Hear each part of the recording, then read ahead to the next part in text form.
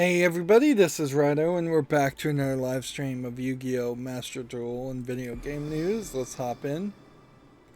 Uh, Over the past couple of days, I've done some scheduling and probably wasted way too much time trying to make a simple chart um, for the new Google Sheets.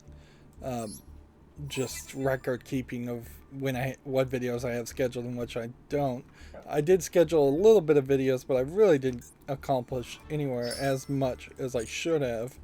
And if anything, the main goal, the thing I should have done first and foremost, is just realize that I probably have, if not a month, 2 months of footage that I need to record for one time slot and at least 2 weeks of recording for another time slot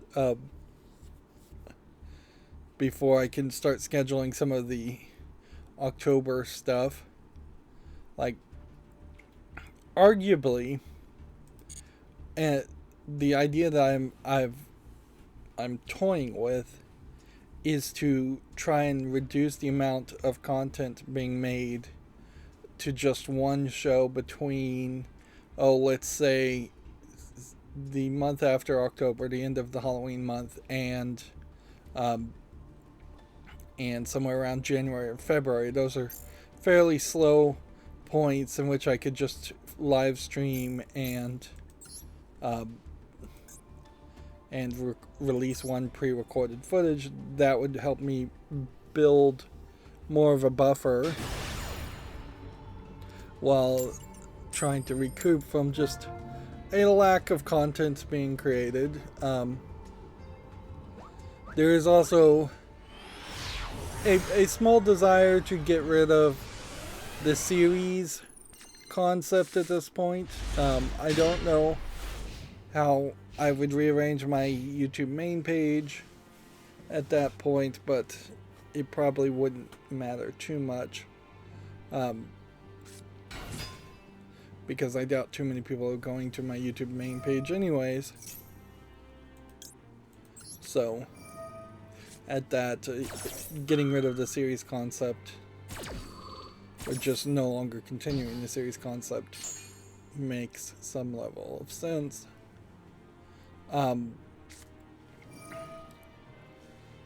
Although having series and having playlists is not a big deal. YouTube literally moving where playlists even show up because of lack of interest in using playlists, because of lack of support for playlists on behalf of YouTube themselves. So it was definitely a self-fulfilling prophecy that they've de-emphasized playlists, whereas for my channel, playlists make a ton of sense.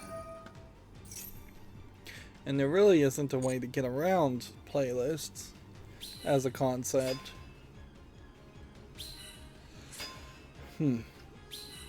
But yeah, suffice it to say, I need to really buckle down. I also have furniture I need to build at some point tomorrow. I also was delayed in part yesterday by grocery deliveries, which I mishandled that and ended up doing a lot more grocery lifting and moving than I would have liked.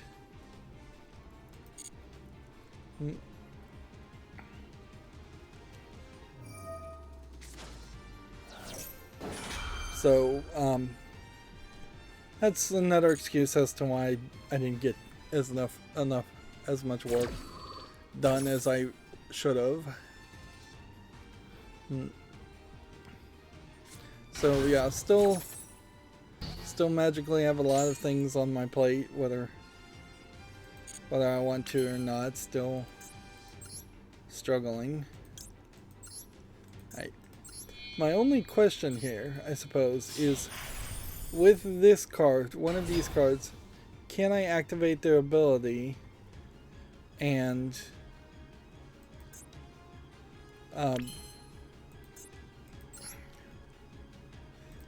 bring about this card onto the field? as an attached card. And I'm guessing the answer is no. Because if I did have that ability to do that,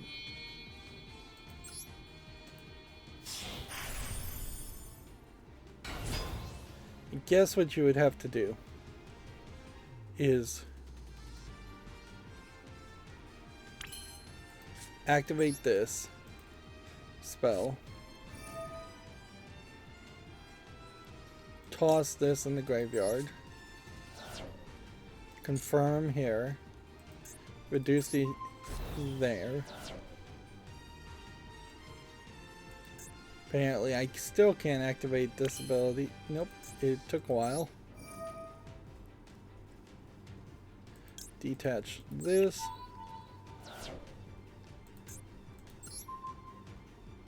To attach this.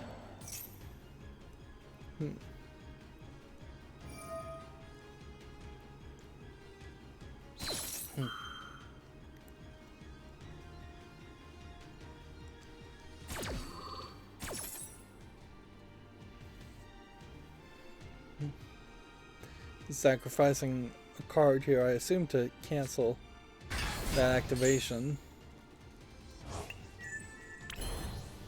Although maybe not.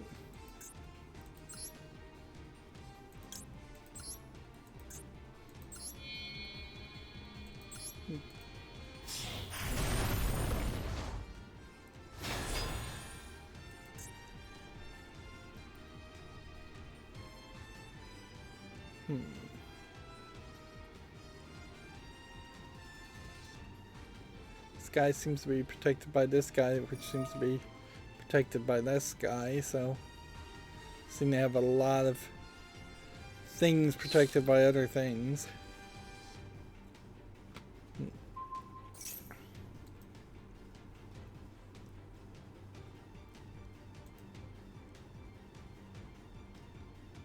Let's, I guess, fairly quickly go through all of the news. Okay. Just go and destroy this one.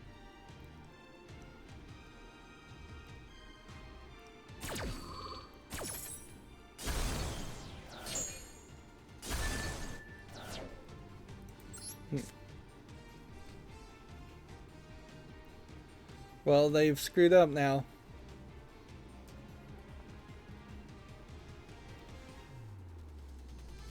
Because now I can activate this effect and toss this. And they can try and cancel that effect, but I don't know if they'd have much success with that. And even if they could cancel that effect, and then they wouldn't be able to cancel like the next effect. Anyways.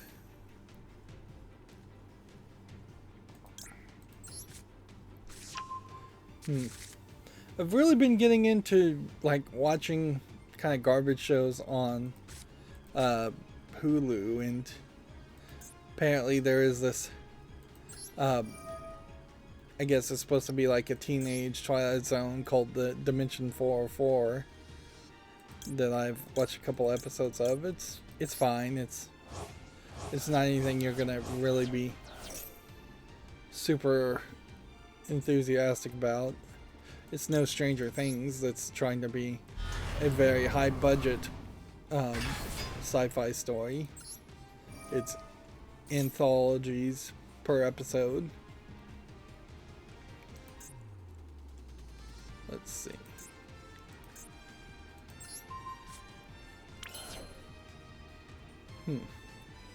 Alright, well.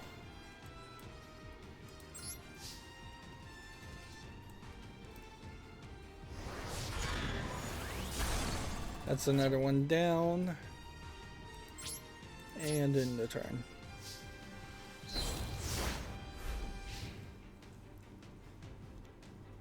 And so we've heavily devastated this guy's strategies. Of course, the problem with watching TV shows is that I was watching this pretty awful procedural sci-fi show from Freeform called Stitchers, which really makes me question why there is just so much budget and polish on Motherland Fort Salem from Freeform, and yet Stitchers looks about as Canadian low budget sci-fi show as you would imagine you could even get in modern times. It's been a long time since I've seen any really low budget Canadian, like, and I'm saying Canadian just because back in the 80s and 90s there were a lot of low budget Canadian sci-fi TV shows that Lex is perhaps the most notably weird one of that. But Hercules was an Australian. Hercules and Xena were Australian low budget shows too, where they just were going to make a lot of episodes on that. But then the problem with watching Stitchers all the way through is that it kind of apparently got canceled and then rushed towards a semi-ending, cliffhanger ending type thing. And it's just the same unsatisfactory experience after spending a lot of time for no real reason. No good reason if you're not going to get a complete story or a good story. Of course, with HBO and Warner Brothers being merged, apparently there's been this massive everything getting canceled wave that has kind of flown under the radar until yesterday, in which they just straight up have shelved and are not going to release the Batgirl movie that I didn't even know was in production, but apparently has already been filmed. So I imagine maybe that they're hoping for a release the Snyder Cut type action where people will gain interest by it being canceled and be willing to go and look at this Batgirl movie later on.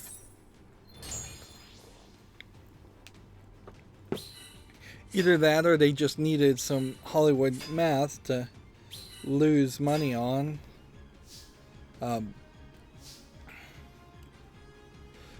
Do some fancy Hollywood accounting type nonsense.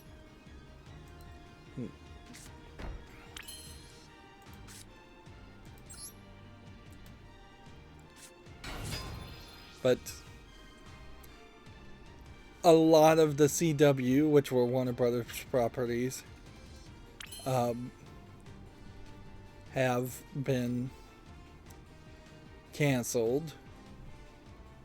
A lot of Warner Brothers properties have been canceled. So far, it hasn't really touched Warner Brothers games as much, but I imagine it is a matter of time before something like that does happen.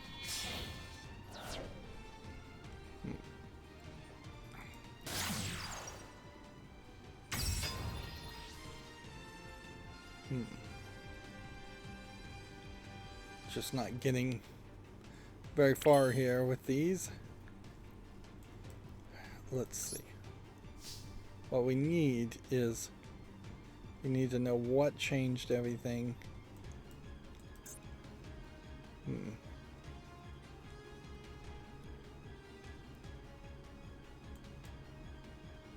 Seemingly I cannot attack here.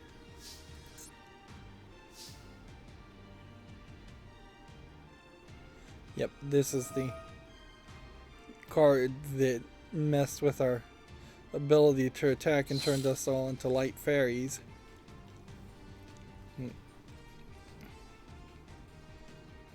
But that may really just be a stall tactic. Alright, well, let's start going through the video game news. There's no reason to really stretch out the accountability section when all I really have to do is shamefully say that I didn't accomplish much. EA has detailed the FIFA 23's career mode, which I guess check that out if you're interested. This guy's arms look oddly inaccurate with his head. They look longer than his head would indicate, which maybe from the perspective of actual gameplay, that's less noticeable.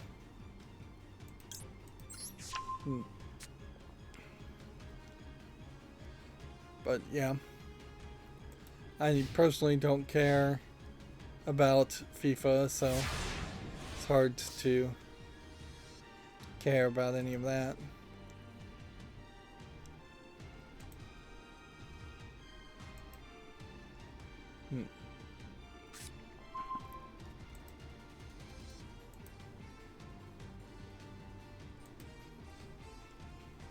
Come on, come on. I need to play. Alright. At this point, if we destroy this card, maybe that'll help us. We don't have anything on the field to summon another one of these guys, so we will have to wait a while.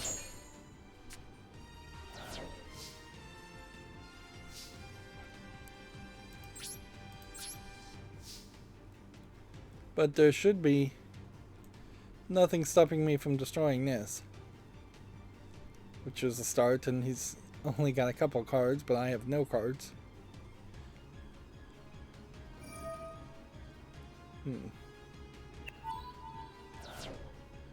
He's gonna detach, turn this to light, and then people that are light can't attack or activate their abilities. But he can't do that again because he's out of cards. Open Broadcast Software has version 28.0 beta out. I wouldn't recommend anybody use the beta as somebody who's not even using the most recent version of OBS in the first place, and I am going to have to pull the trigger and probably upgrade to a newer version once version 28 feels fairly stable. We'll just straight up jump over. There is a lot changing though, a lot more than you normally would see. First of all, they're adding for HDR and 10-bit color support, with macOS and Linux support being limited. They're adding native Apple Silicon macOS, which means third-party plugins will need new versions. They've upgraded the user interface framework to Qt6 on all platforms, which means that all the plugins will probably need upgrades because of that. It also means support for Windows 7, 8, macOS 10.13 and 10.14, Ubuntu 18.4, and every single 32-bit operating system out there is being dropped. Which, that's a lot, certainly. That's a lot of support being dropped because your user interface drops support for those things.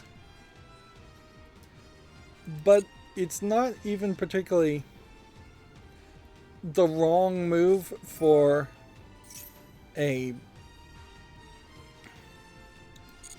recording software to kind of mandatorily require 64-bit operating systems. You are actually going to use that much equipment or that much RAM to justify that.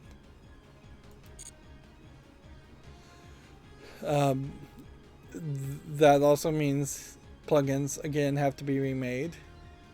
They are now integrating OBS WebSocket 5.0 plugin as a native integration, which that'll be interesting if we finally get some clients that would actually work with that on Android and others iOS, and instead of it being this thing that only really works as a web browser, and then there being this old OBS web client that was on Android that worked with a different WebSocket plugin that's not supported anymore.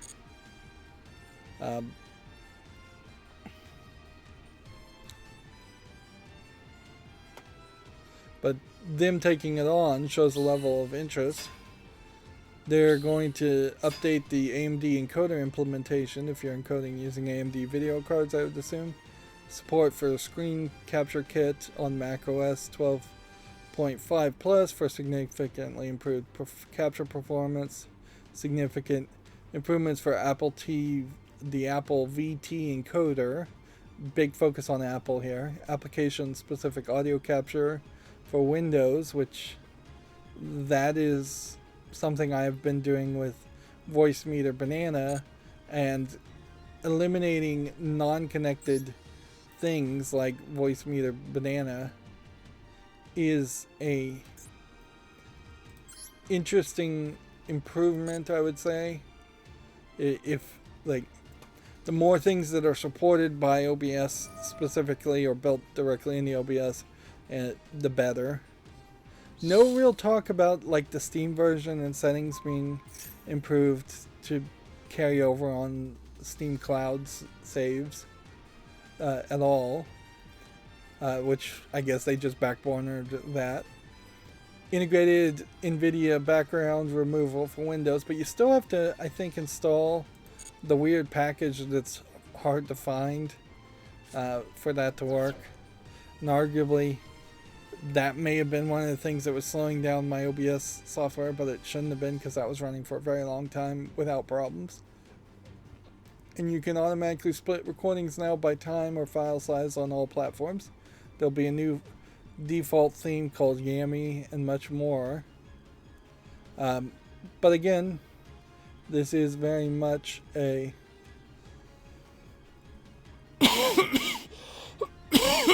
excuse me. This is very much a beta software, so there's no reason that anybody who needs to actually make content should be playing around with this.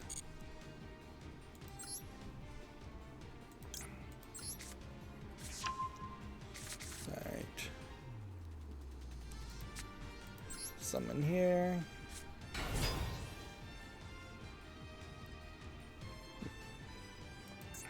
Activate here. I may have been able to save the day here.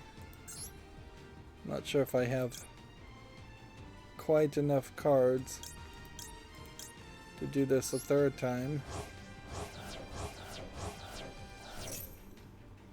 though, so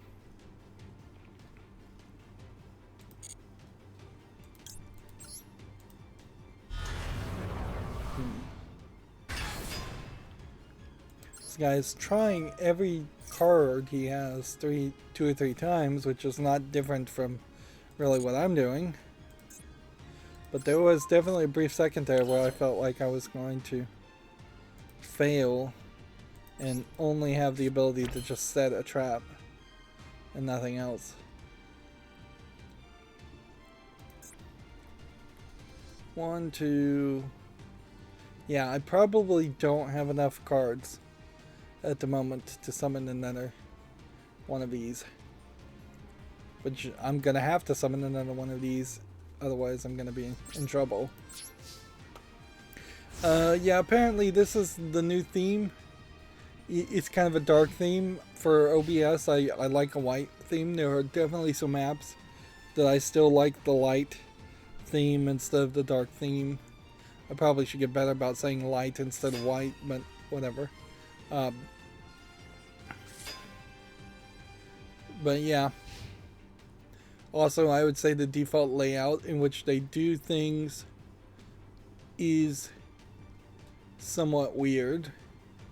Here we're seeing live chat from YouTube actually integrate, which that is either being done via plugin and via the person who's showing off the screenshot, or that is being integrated, and I think that is being integrated because I think they talk about it a little bit more.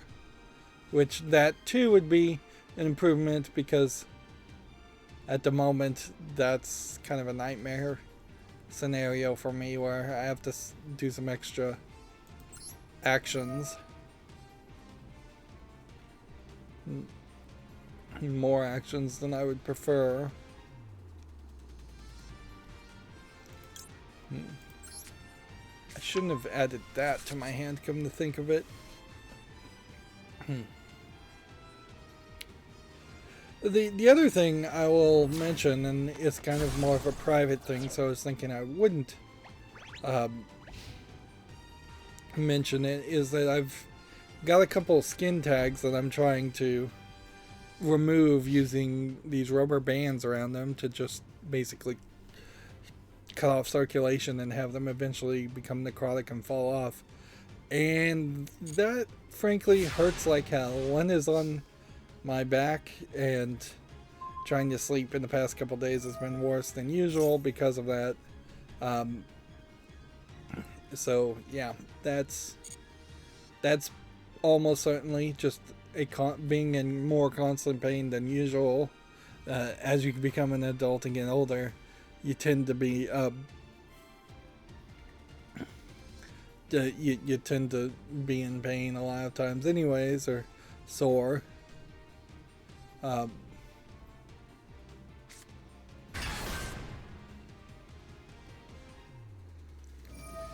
So yeah, being in extra pain can be very distracting and definitely come down to causing you to feel less energetic, or me to feel less energetic about doing things. And I will say that if you're going to engage in this, there is probably a danger in it.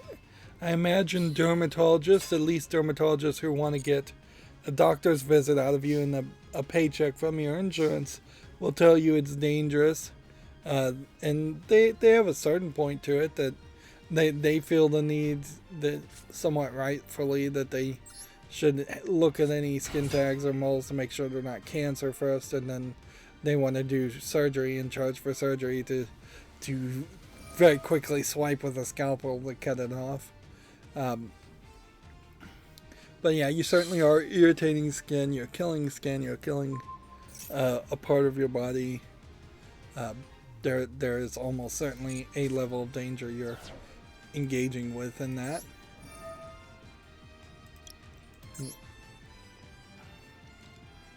Alright, we got lucky enough, I think.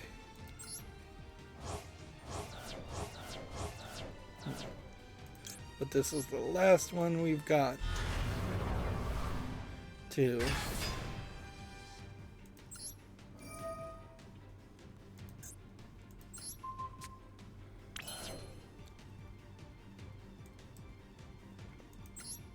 But yeah, it also certainly is painful too, and it takes longer than it really should. Moving on, we've got the Woodsman on the chat saying hey, so I'll say hey back. Video Games Chronicles says Netflix has released the official trailer for Cyberpunk Edge Runners, which, yeah. Color me not enthused for yet another fake anime that's not by my definition and many people's definition actually anime based on a game that people aren't particularly that enthusiastic about. We had already heard this story. Diablo Immortal player says he lost access to PvP games after spending 100,000 on microtransactions. My matchmaking record is now so high that I literally can't get a battleground. Which, this is a slightly different take on how I think the article was reported previously. Previously it was banned. Previously it was reported that he felt like he had been banned for being too good of a player. Now it's literally the matchmaking algorithm can't match with him because he paid to win so high that there's nobody else to pay to win towards him, and now he's going to try to seek a refund. Clearly he's he's really trying to get, well, he probably is trying to get a refund, but he's also probably trying to get some attention. It's a weird flex, to say the least. The Woodsman says, I feel like the grind to platinum and diamond is harder. There notably, I think, is something that is harder, in that Max C has been nerfed / changed to do what it actually says on the card. So there was a lot of people playing a lot of Max C like it was Ash Blossom, and now it doesn't react like that. So there is that issue. But with my Zodiac Tri-Brigade deck, personally, I've not really played enough to feel like it's harder to grind. But I really haven't played that much either, so it could be. Inherently, it will get harder because there will just be more people willing to play and wanting to play, so so that will come about as another thing, certainly, another aspect to it.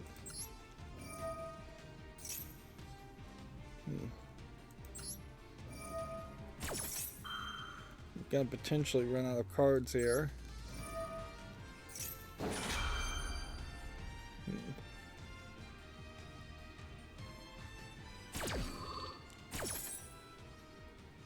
see. Add this to my hand, I guess. Throw that in the graveyard, which is not really what I want to do. Toss this.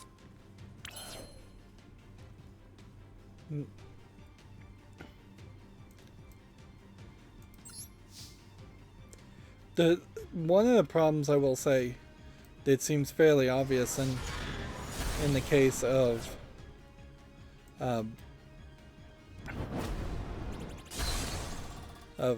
Yu-Gi-Oh! Master Duel is that they throw these festivals at you at the end of the month. So right when you'd want to really be grinding to get to that next tier, if you're platinum and you want to get to diamond, or if you're gold and you want to get to platinum, right when you would want to do that, that's when they throw these festivals at you. And then I guess it's worth it to play the festivals. As a YouTuber, it definitely is, but maybe for average players, it may not be worth the extra effort and time it requires, depending on what the limitations of the festival tend to be. You can have different experiences with it. Next story, we have Video Games Chronicle saying Warner has revealed Gotham Knight's first 16 minutes of gameplay, which, you know, I don't want to sit around and watch 16 minutes of gameplay, but I kind of do have no idea of what gameplay really looks like. So here we see Batgirl jumping around, and I don't know if I really believe for a second that is actual gameplay. And this is 16 minutes and 37 seconds. We're 37 seconds in, so saying that this is gameplay is either inaccurate or they're like showing the same thing over and over again here. Or just straight up a lie. Because, yeah, this looks like gameplay. Over the shoulder, behind the camera imagery. Seems like you're on top of that church in the middle of Gotham City, or in the Arkham Gotham City environment. You're running, jumping, climbing, and then you jump through an open window. She jumped through an open window, and now she's in this. Holding X to open the door seems oddly extra.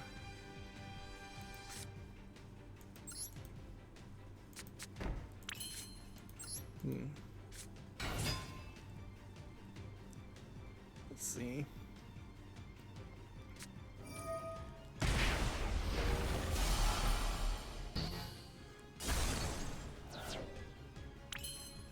Well, that didn't help much.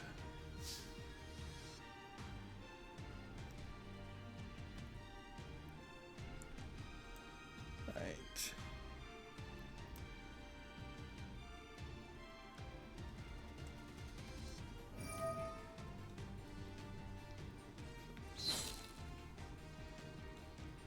Right, what does that do?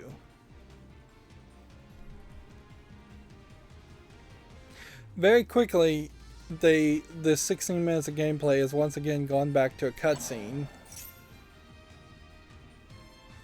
So, again, it's not being particularly accurate as far as to this.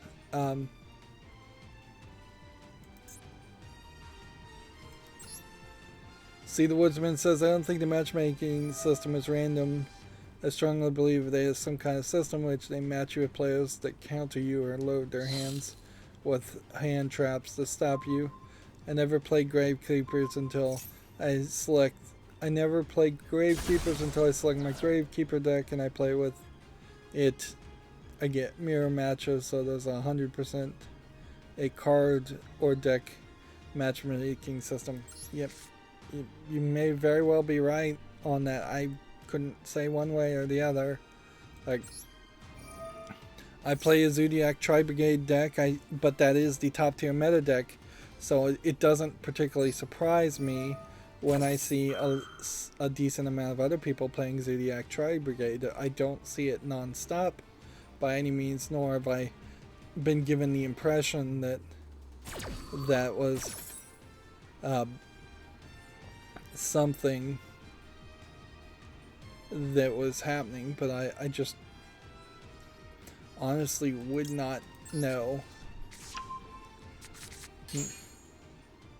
It's probably not the best system if they did have a deck matching system, and on top of that they're trying to have a ranked system, because I just don't think that's going to benefit them enough in the long run.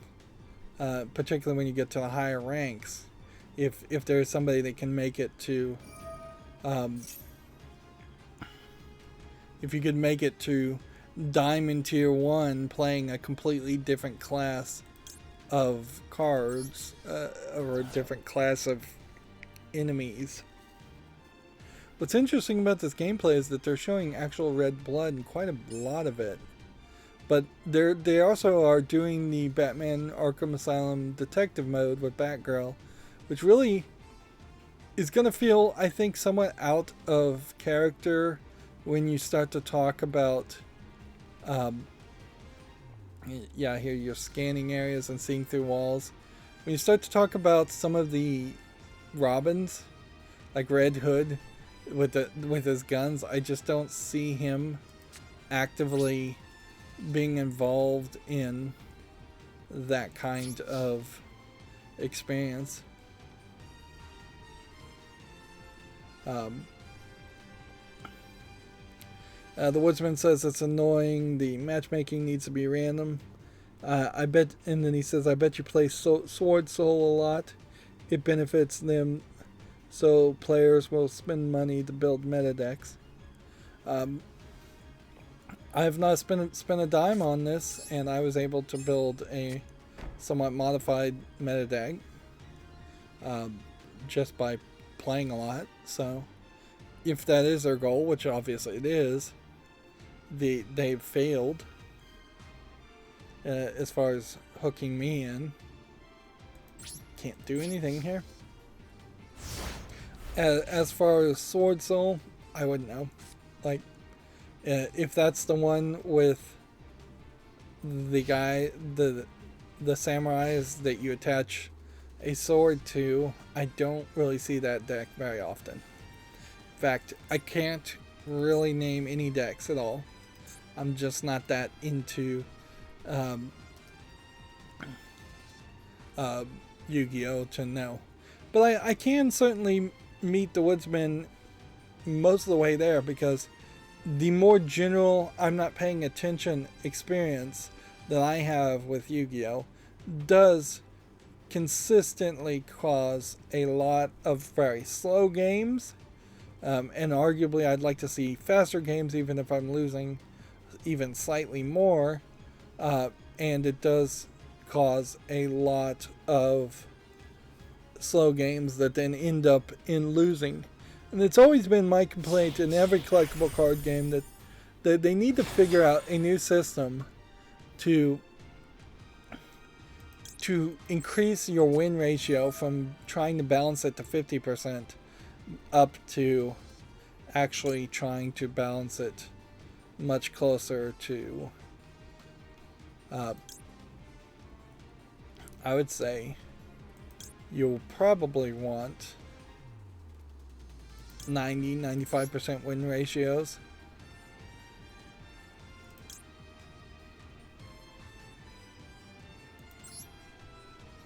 Like that would be my goal, certainly. And I don't know how you do that other than instituting a rule that if everybody plays to a certain number of turns, both sides win, or ties are count as wins. I'm still watching this video, and here we're in yet another cutscene where they're introducing some punks, which visually don't seem to be Joker men or anything like that. They seem to be in red, so I would assume that might indicate a specific gang if they are going with the whole gang idea, which they've done in previous Arkham Asylum games. Like, really all this is just like Arkham Asylum yet again. At least Arkham Asylum, Arkham City, from the two games I've played in that series so far. Now that beat up there was quicker, but then it is in a tutorial right now, and the guy just stood up and she's again trying to do combos and attacks.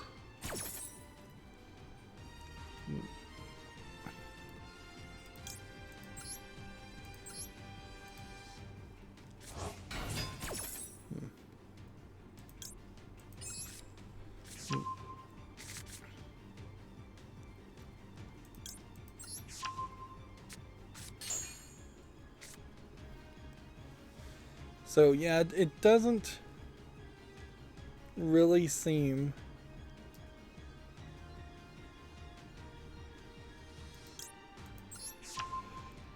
like they've got anything new to offer here. And this time you're just playing as Batgirl instead of Batman and 3 other Robins. And I don't know if you're going to be able to switch between characters at your own leisure, and you can play all the sections as any character, or if there's specific sections where you have to play as specific characters. Nor does this really feel like that 4-player co-op concept that... Oh, I am about to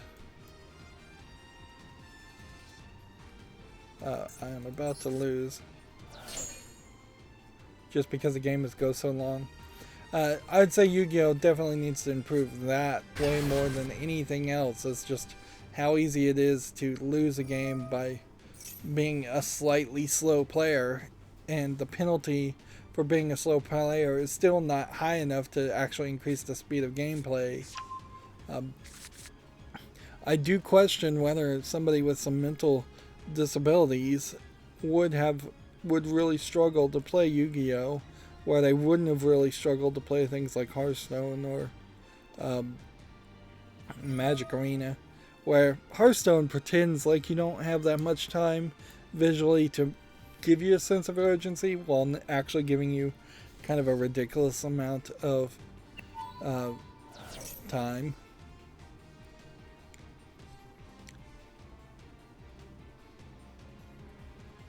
Yeah, another cutscene intro. There's a lot of these little 5-second intro cutscenes. This is probably the first new thing I've seen, unless they added the idea of people throwing fireballs at you or Molotovs at you in a later Arkham City, Arkham Asylum game. It does kind of feel like the beat 'em up sections are a bit smoother, and there's less button mashing combo that you would need, but I'm not sure in actual practical gameplay if that's really going to be the case, or if they are just playing on easy and speeding things up. There was yet another 5-second intro showing off somebody throwing fire and starting a fight.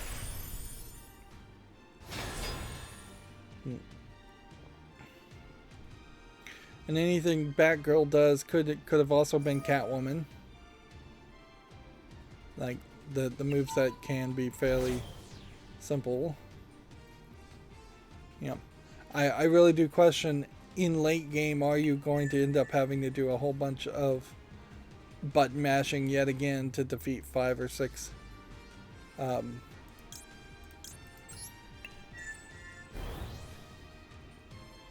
or 6 enemies in a group each time? It may very well be a case that they literally have killed off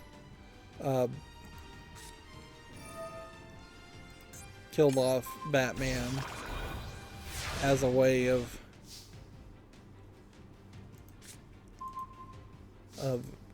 trying to get people to forget about Arkham City being the worst game ever. Alright. Let's see if this works. Then you're in yet another cutscene showing a new type of enemy, a heavy shielded character with a 50-pound kettlebell on a chain.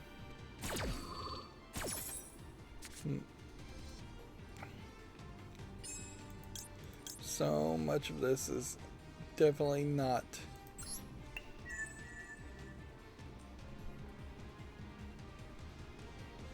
actual gameplay.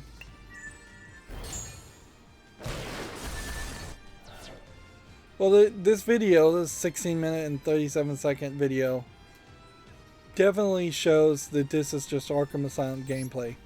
Like, I didn't see really anything there, except for maybe the fire throwing, that was new or different. I'm not seeing that 4-player play as 4 different characters concept, so it definitely feels like you're really just playing as one character.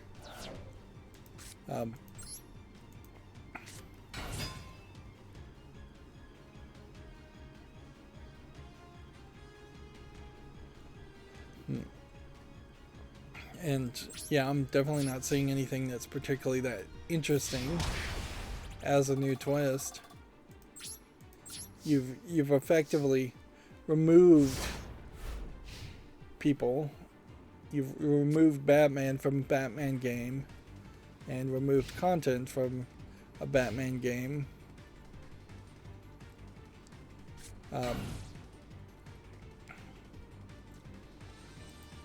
So yeah, I'm not particularly impressed by that. That being said, you're going to be limited on the number of Batman games that come out, probably in the future too. So with WB being acquired and WB games really just being up in the air as far as what is going to happen with them, there is this... I'm going to run out of cards at this rate, unless he runs out of cards, which he's not going to. We're going to have an actual deck out loss.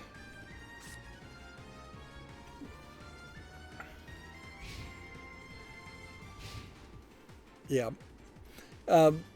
With all this going on with WB games and all the uncertainty with WB games, now would be the perfect time to not play a Batman game. And even if you can get it cheap, think about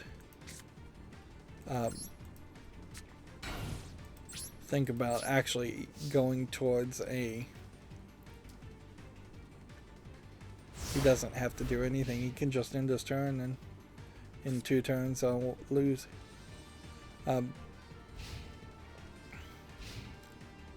But yeah, potentially going back and playing Arkham City, hoping that it's been patched, would be fine at this time, or just taking it easy and not playing any Batman games at all for a while would probably be fine, because I do really think this is going to be the last Batman game for 5-6 years, and I doubt it's going to encourage that many people to come back to Batman games and give it a second try.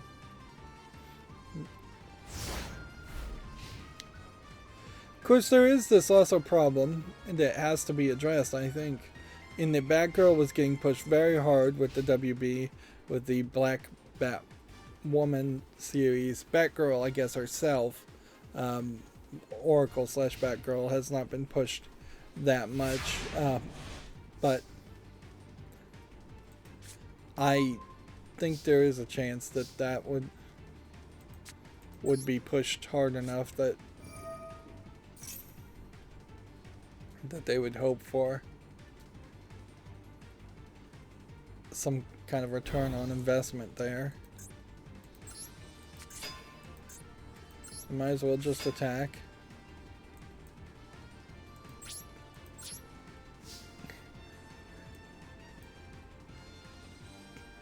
I'd be surprised if this guy actually is below 500 defense.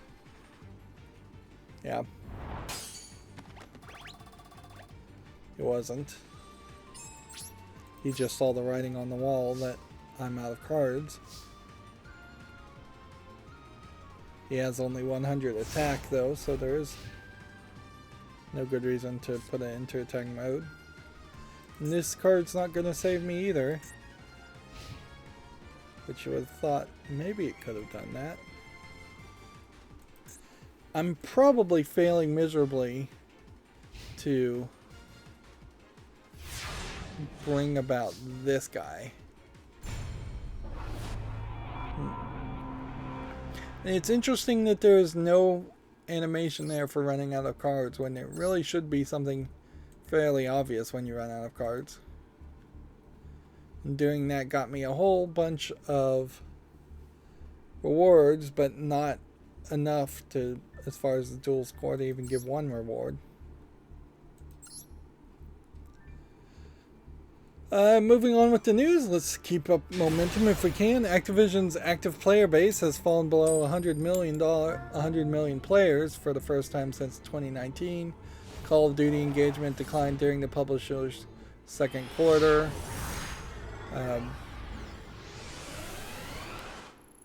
Which, yeah, it's getting worse and worse for Call of Duty, I guess, and I don't really care about Call of Duty to go any further with that story. Battlefield 2042's new update reworks the Kaleidoscope map and the Specialists. Again, another game I don't really care about, so check out that article. Mortal Kombat 12 won't be announced at EVO 2022, claims Ed Boon. It's time for Street Fighter. Let's enjoy that. Again, Mortal Kombat is owned by Warner Brothers Games, so it wouldn't be surprising that things get delayed because of that. A lot of the people certainly tried to announce things to try and commit the new owners of Warner Brothers to actually continuing to make things, and it didn't really work. CNN Plus is a great example of that, where they literally were being told by the company that was about to acquire them that they didn't want it and they had no interest in it, and they launched it anyways, which then immediately had them cancel it, which, yeah, there is heavy speculation that HBO and Discovery Plus and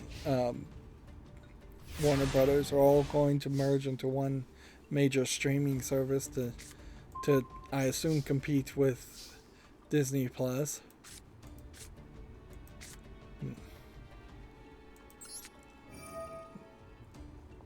Okay, so we toss this one. Put this one up here. Activate this. send that to the graveyard. Activate this.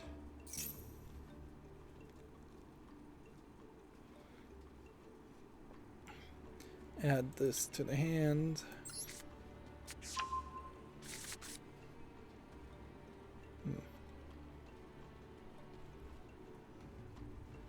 Alright.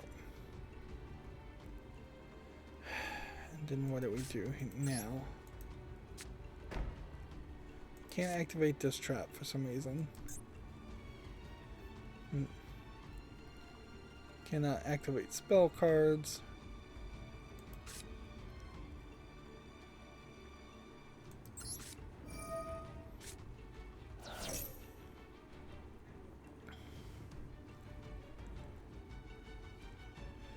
So I guess then you send that to the graveyard.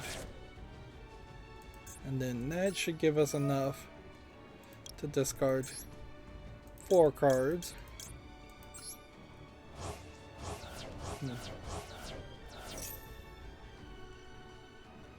Unless he can counter that.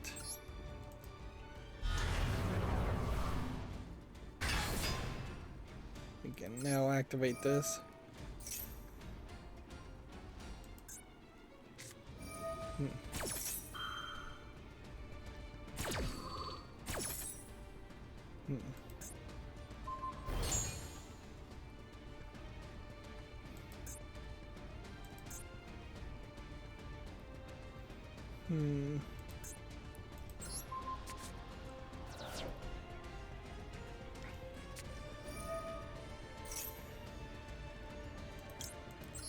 Let's go ahead and activate this and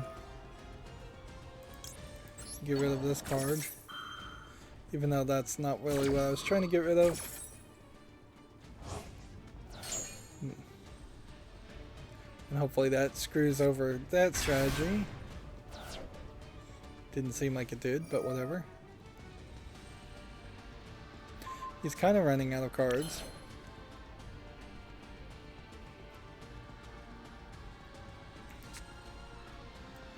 Alright, well then I guess you go into battle phase here.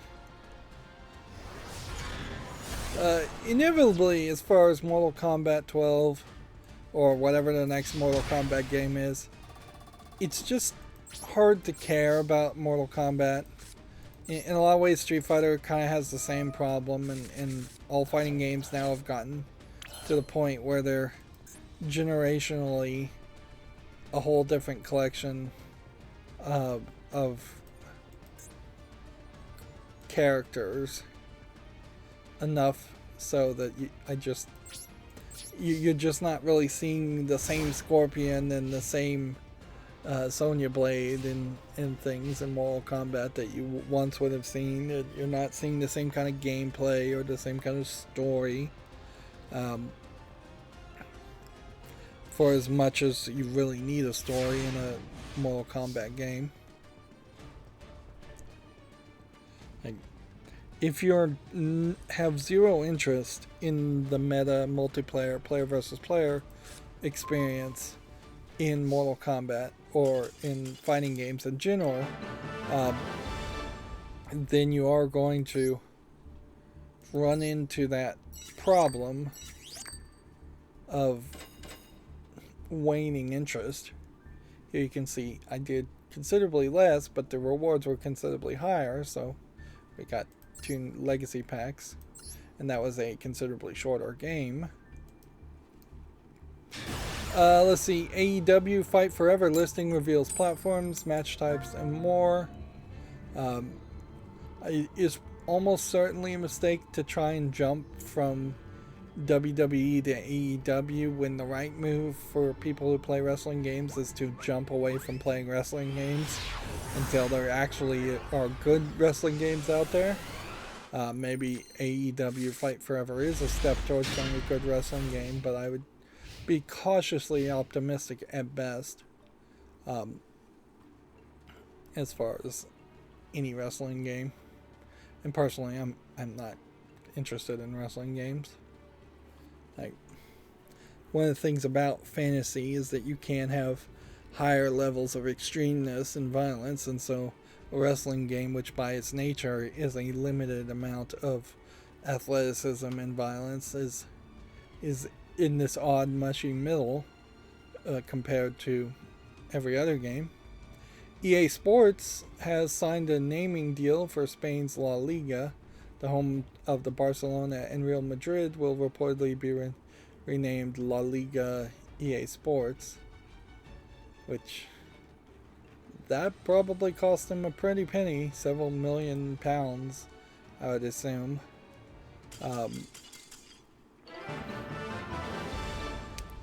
One way you can certainly get faster victories is if you just have games disconnect more, so you get these kind of quick victories. Of course, relying on that to make your game feel better is kind of a cheat, certainly.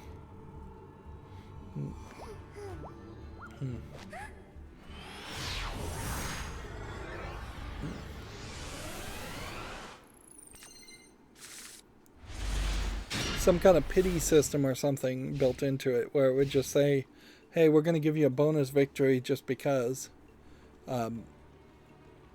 Would be interesting, but that would also not feel very fair if somebody somehow is getting up in rank because of a bonus victory they didn't earn. And so there is this odd balance when you're trying to make things fair and you're trying to make things fun. Following reports, Call of Duty will skip 2023. Activision says premium paid content is coming. So apparently there won't be a Call of Duty release mainline game in 2023. Again, that's a Video Games Chronicle article. Don't really care about Call of Duty. Nintendo claims it has no plans to raise the Japanese prices of the amid a weekend. The Meta Quest will increase its price by $100 later this year. Although that's an odd comparison because the Meta Quest 2 is raising its prices in America in US dollars, so it has nothing to do with a weekend per se. It would be, I guess, an interesting thought to think about. Is now the time to try to import things from Japan? I would suspect the answer is probably still no, because I bet the Japanese companies are not lowering their prices in comparison to the US dollar. If anything, they probably are trying to counter and raise the prices.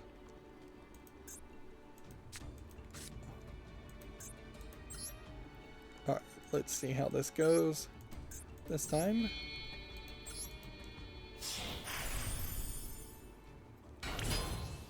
See, this one works.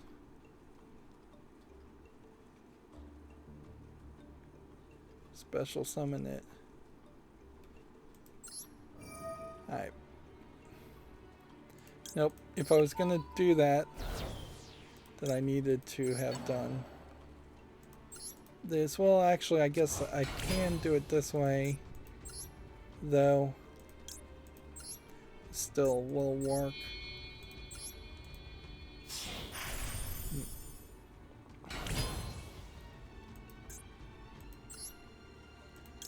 Because I can get to this card now. And then activate this. Toss one of these. Toss this. That's slightly less useful than doing it the other way around, because the other way around could have attached itself later on. But not a terrible outcome.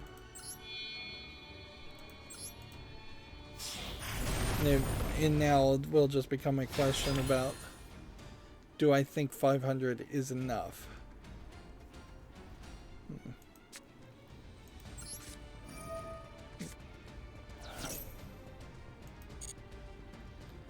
That will be the question.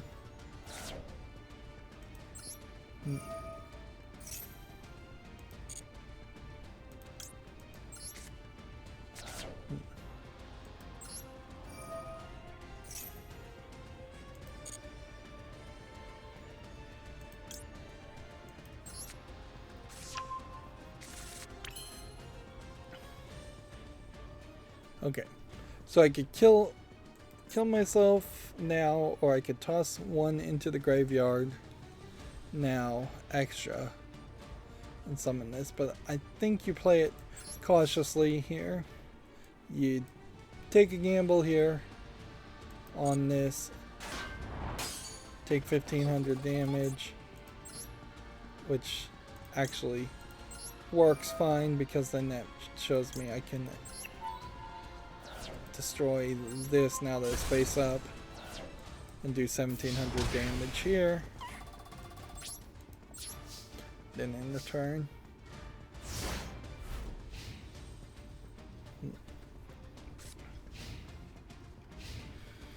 I kind of felt like Nintendo stuff was selling fairly well in Japan, so it would be weird for them to raise the prices. They probably could get away with it. They're not going to add $100, I imagine, to the OLED version of the Switch. But I could see them adding $10 or $20 to the Switch and adding $5, the equivalent of $5 to each game, and pushing towards $60-$70 games, when really Switch games in particular probably don't have enough justification to be that expensive and should be discounted. The Switch as a console hardware should be budget, but also the games should be fairly budget, because that is the quality that you're getting from them, is that it is slightly worse than a PlayStation version of a game or an Xbox version of a game in most cases.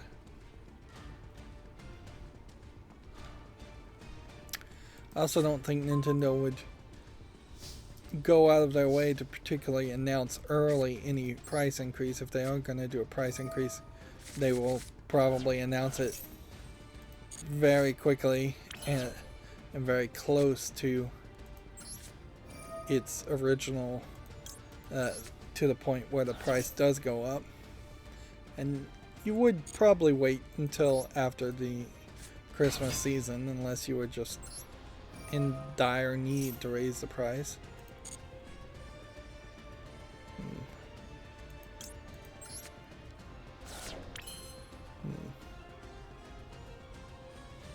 Alright, well.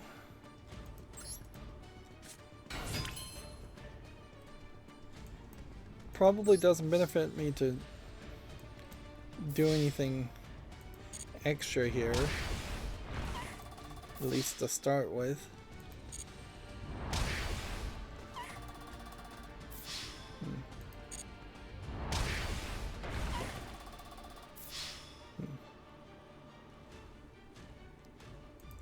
See, what we could do is activate this.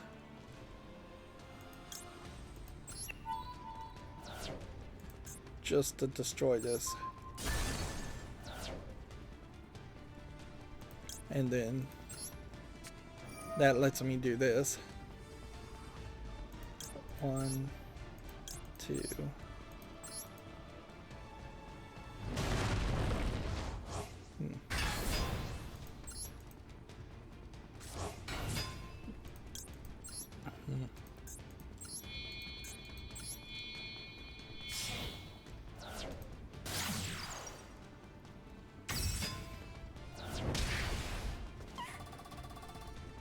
See, that gets me a little bit closer, but I put too many cards on the field. I could have won this turn, but I think I'm going to win anyways, so no big deal.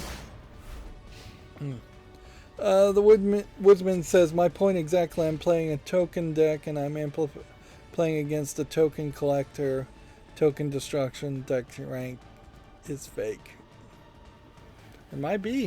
It certainly sounds like it, but I really couldn't confirm or deny or agree or disagree with you in any way, because that would require me to actually understand what decks I'm playing against. I have no idea what deck I'm playing against. I'm just playing against a random person that's playing random cards as far as I care.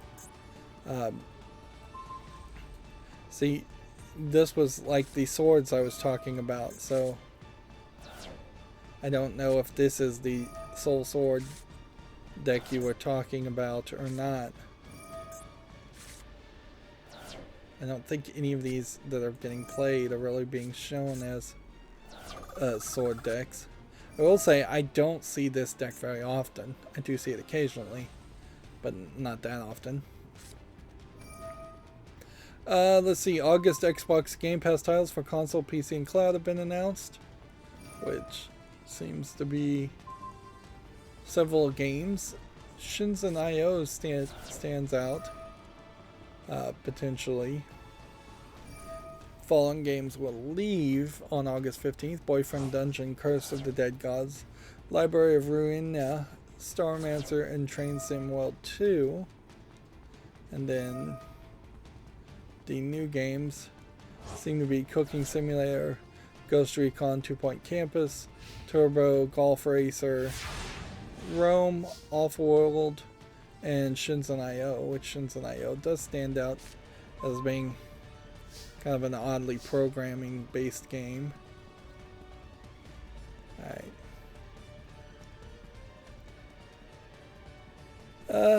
I think what you do here is you summon one of these, and you take that, and then you take that, and you take that out.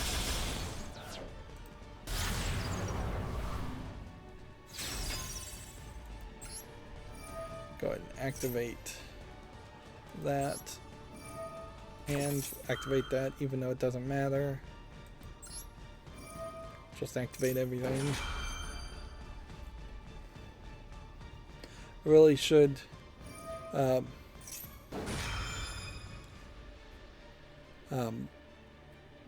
really should get better about not activating things that are unnecessary.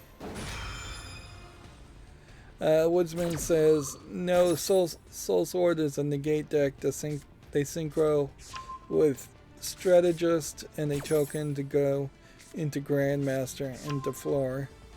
Or Sword Soul Mo Ye.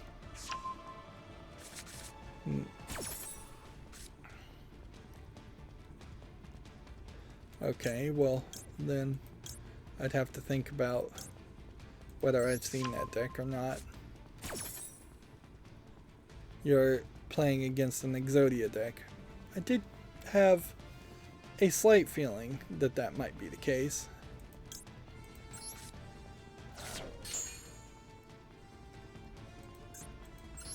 But this guy is also kind of failing miserably. Let's just win. We can activate more things, but yeah. I did have a slight feeling that I might be playing against someone trying to summon Exodia, but they kind of failed miserably there. I will say that while I have seen a couple of Exodia decks do one-turn kills, the Zodiac Tri-Brigade meta deck does seem to work fairly well. I also would say that I feel like there was a lot of features in Hearthstone as far as like deck sharing and recipe sharing that Konami really should have by default stolen and put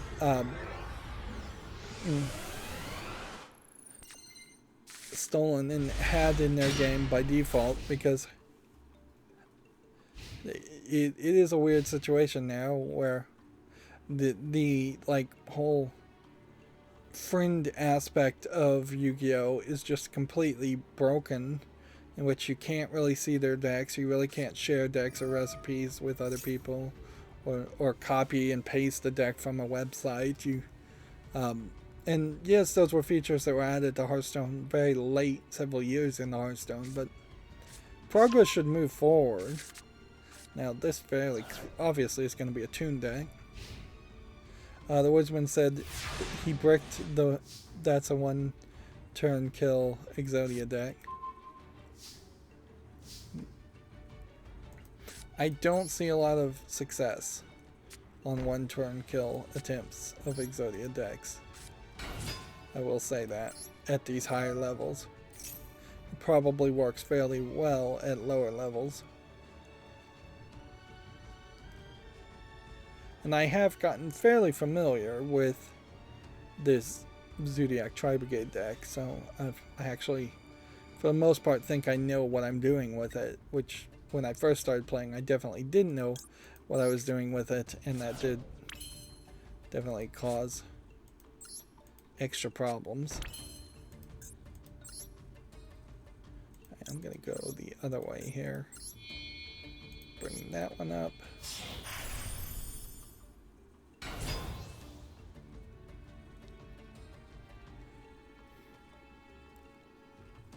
Then wait several seconds for the other player.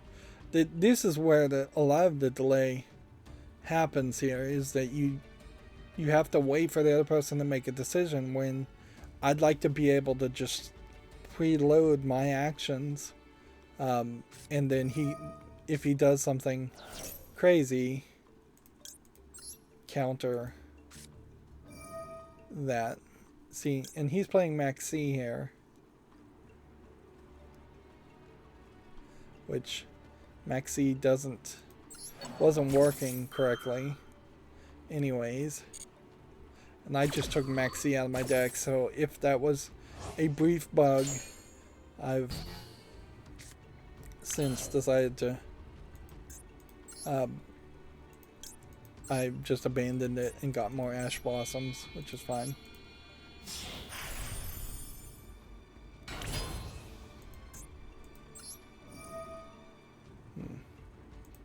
Well, it's too late now to cancel that idea.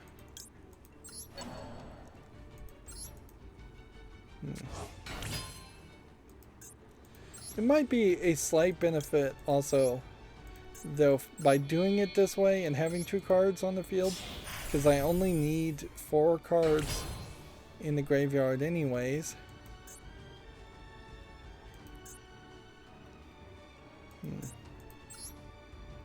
That one, I guess, doesn't have anything to do.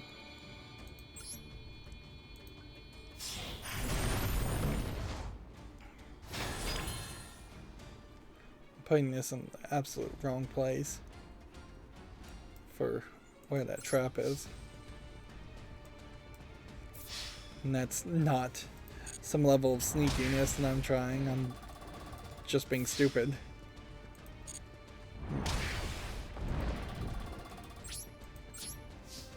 Let's see. Apparently the Spider-Man PC price change means some players must pre-order again. The PC version of the PlayStation 4 exclusive previously will release later this month.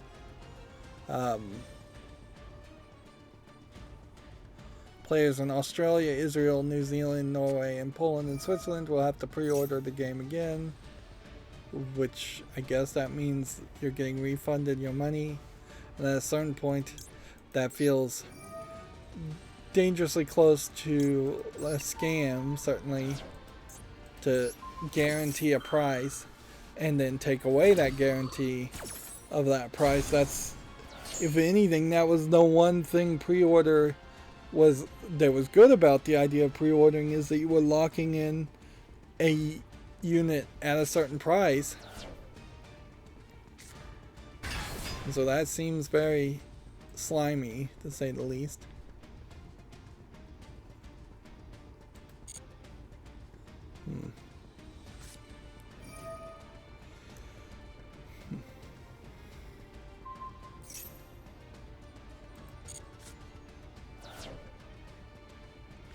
He's just out of cards at this point.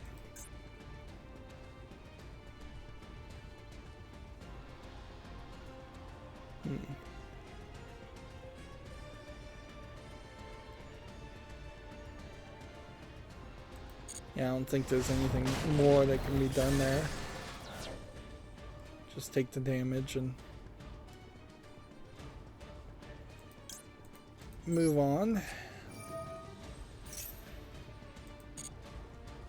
Now we'll special summon everything except for the one with the summoning animation to save ourselves some time.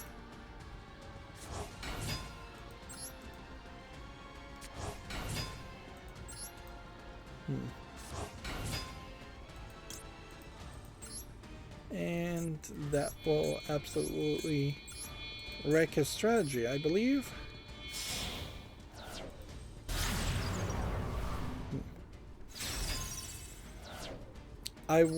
Wonder where the nerf will really come as far as the Zodiac Tri-Brigade deck. I imagine once they start to add actual new cards, that's when we'll start to see the nerf happen as far as this top tier meta deck. That's the only thing I can really imagine happening.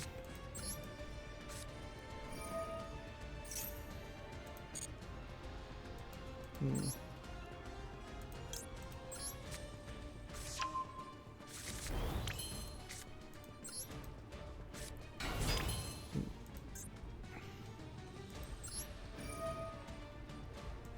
see, at that point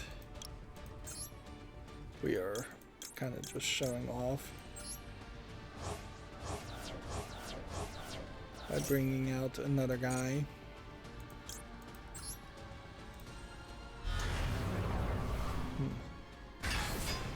You just have to be careful not to activate either one of those abilities.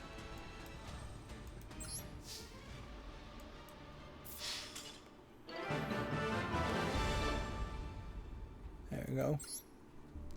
And I definitely would say in any game, when you start to see more players recognize that they're about to lose and just surrendering, particularly when there is that penalty in which you don't get rewards as much when you surrender, goes to show that you're probably showing a lot of strength, if not actually having a lot of strength in your deck and your gameplay. Let's see, moving on with news. Video Games Chronicle says an upcoming multiverse update will buff Wonder Woman. Seems like they're going to put out ridiculous amounts of announcements around multiverses, and at this point, since this is the third story of either a character being buffed or nerfed in the 2 times previous, I don't think I'm going to bother to report on these stories that much more or anymore. I'll report on multiversus changes if they're bigger than that, but buffs and tweaks in this early open access thing seems like they are doing it fairly consistently, probably for legitimate reasons and not just for news press, but it definitely is getting annoying or getting repetitive. AEW Fight Forever screens appear online featuring CM Punk, Kenny Omega, and more. Yep. Okay.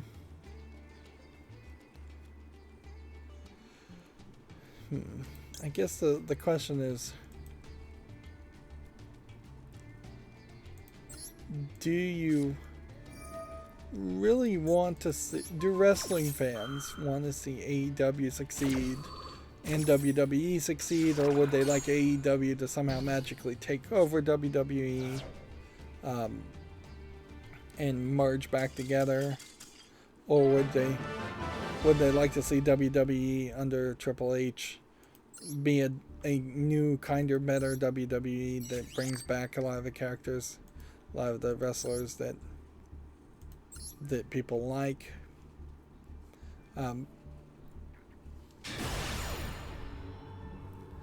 Hypothetically, I guess everybody would like to be all under one big tent. It's just going to be a matter of, is that big tent a good place for wrestlers?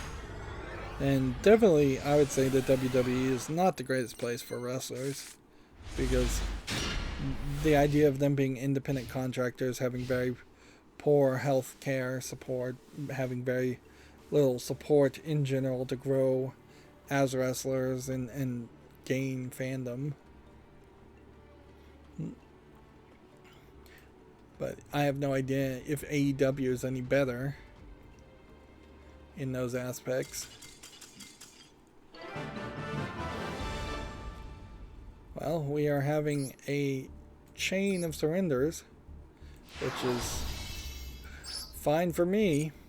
Let's get up to platinum in the first 3 days of the month, and then it would just be a struggle to get from platinum to diamond.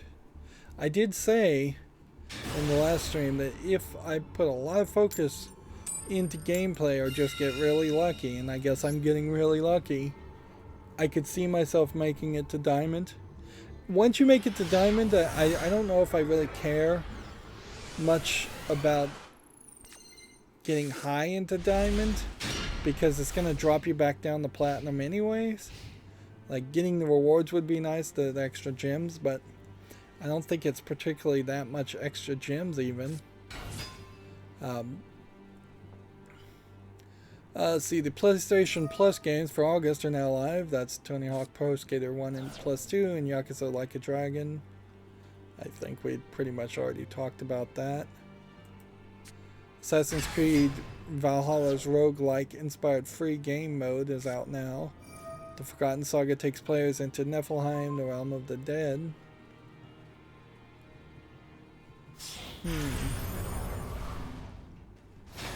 Do you have to own Valhalla to play the free game mode is the question. Or can you just download this free section even if you don't own Valhalla? I bet you have to own Valhalla. That would make more sense. Certainly. Alright, now this one's gonna be a tough cookie to crack. I guess what you'll do is start with this to draw cards. That's alright move, always. Open up your things, options. Play this here. Toss this here.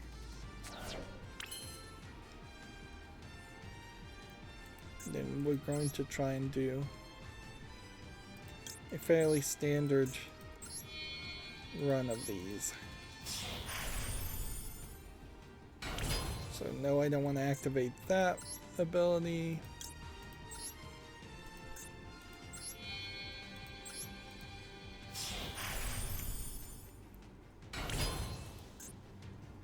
Can't activate that ability.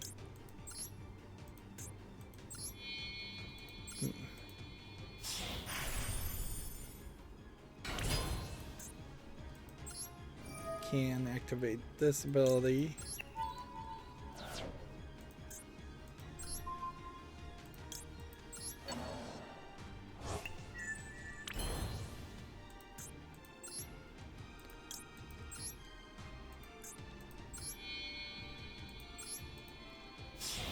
And then finally we'll activate this ability.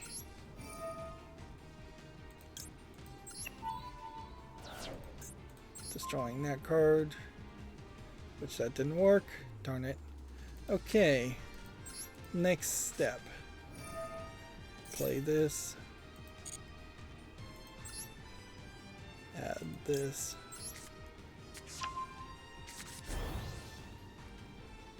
Alright.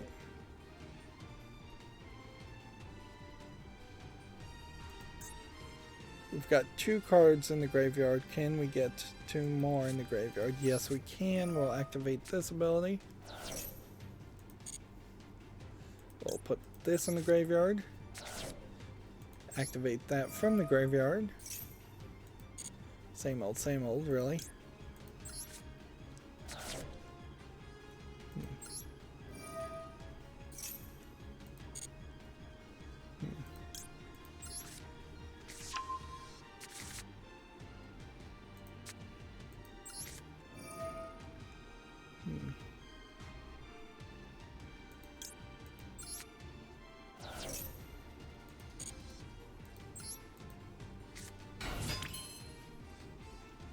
Okay.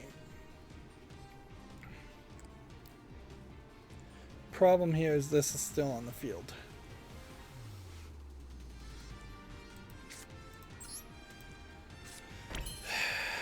Yeah.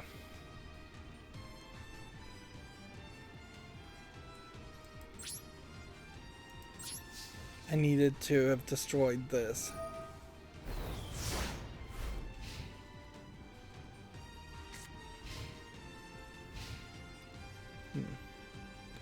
Well, the mistake he'll make here is he'll attack this one, I imagine.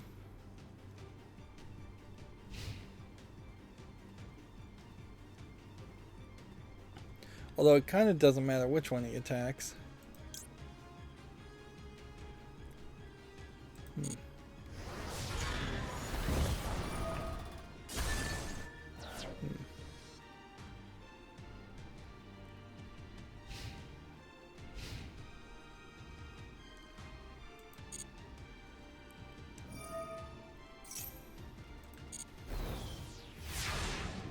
Just reducing this down to 0. This might be an interesting backup.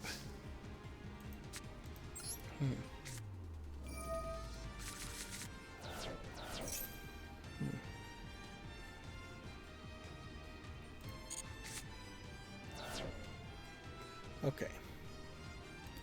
So we'll play it safe and Harpy's Feathered Duster here.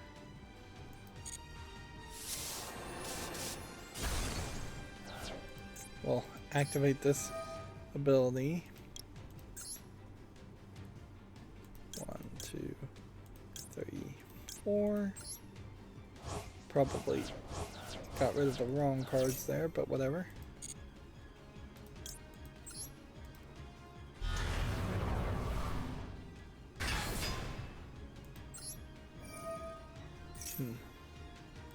Unless this doesn't allow itself to be banished. Which it didn't. Okay, we're in slight trouble now.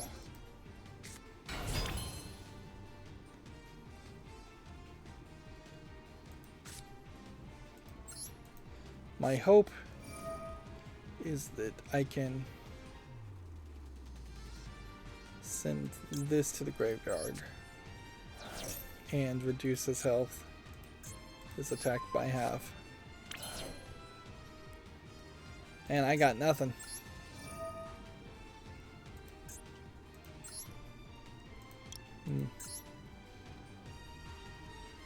I have lost here, so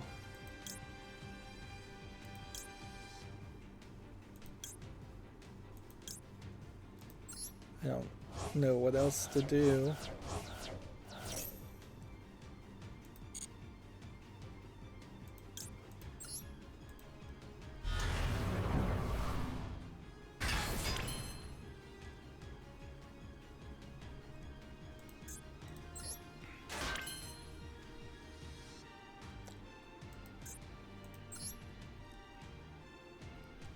Yeah, I don't know if there's any other trick that I can do or pull off. Even this would be 3,000, 3,000 discard. I'm just gonna have to hope that he special summons something, or that there's just some kind of limitation somewhere.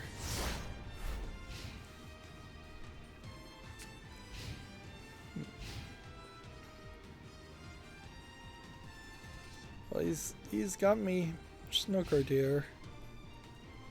Maybe he can't attack.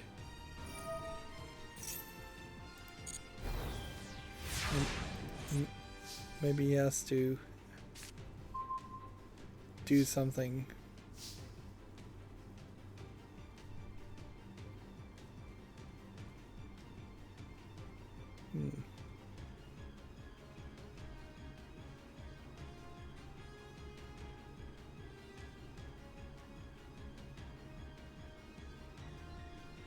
I don't know why he's not attacking then.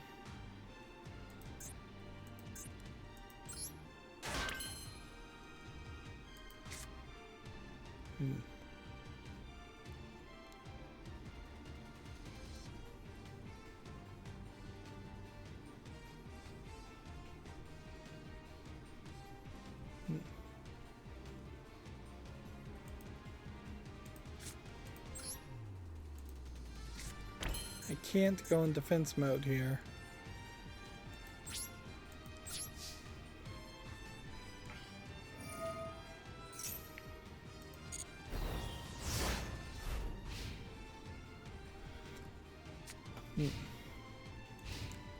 Let's see. Gran Turismo 7 and Horizon Forbidden West are on sale for $40 for the PS4 and $50 for PS5, which those are relatively new games to be on sale. Certainly.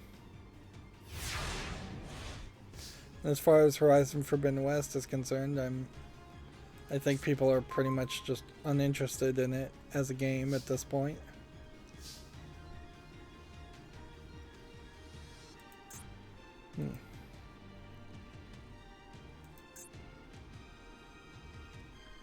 Guess we could try and activate this and bring out a 3 card. Since we got nothing better to do anyways.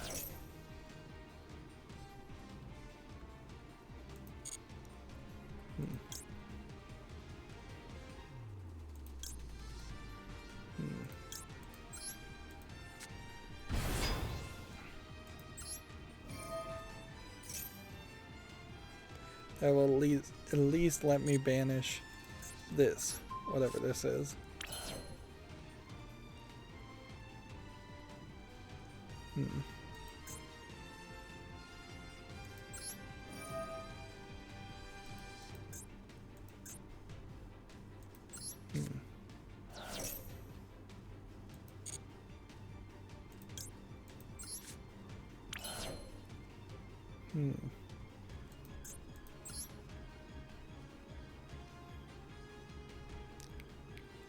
I guess that means I could bring out another one of these later on.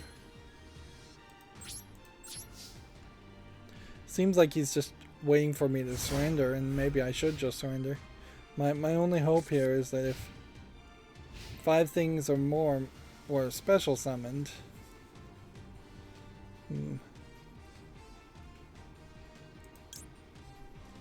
maybe there was something there I could do.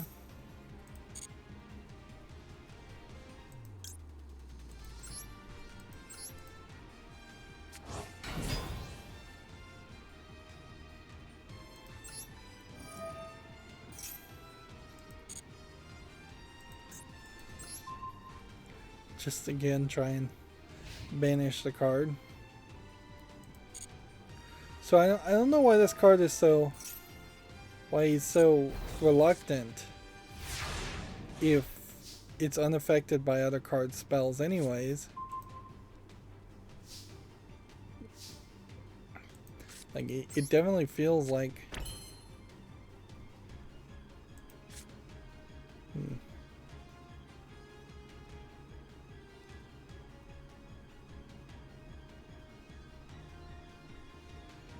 special summoning 5 monsters at this point would be pretty hard to do.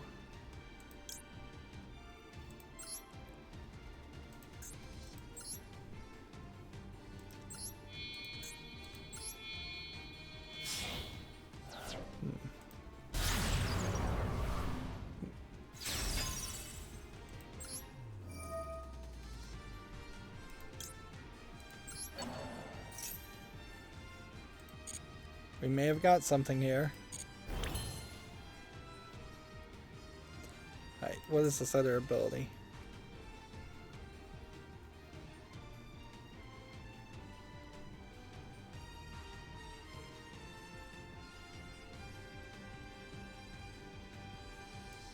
Alright, let's just go into battle mode here. Seems like the game straight up was trying there to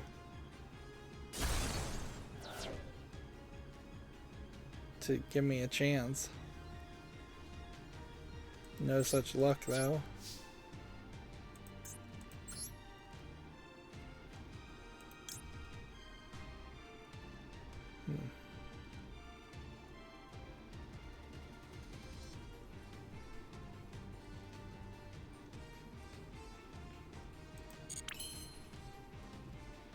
I have, again, just no idea if there's anything here that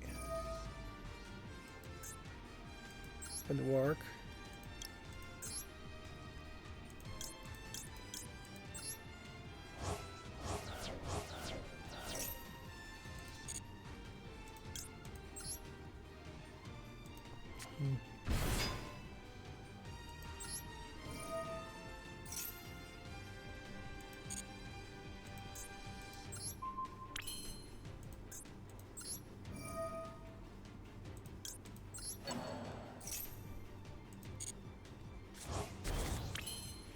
Well, again, I guess that might save the day.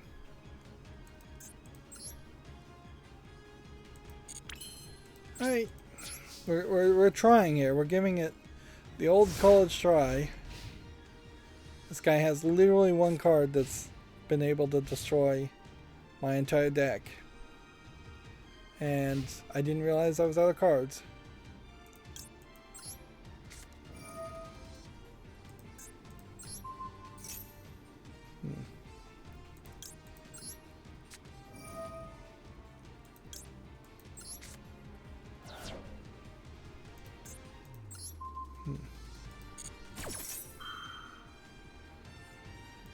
So he was just playing it safe this whole time, just tried to get me to run out of cards.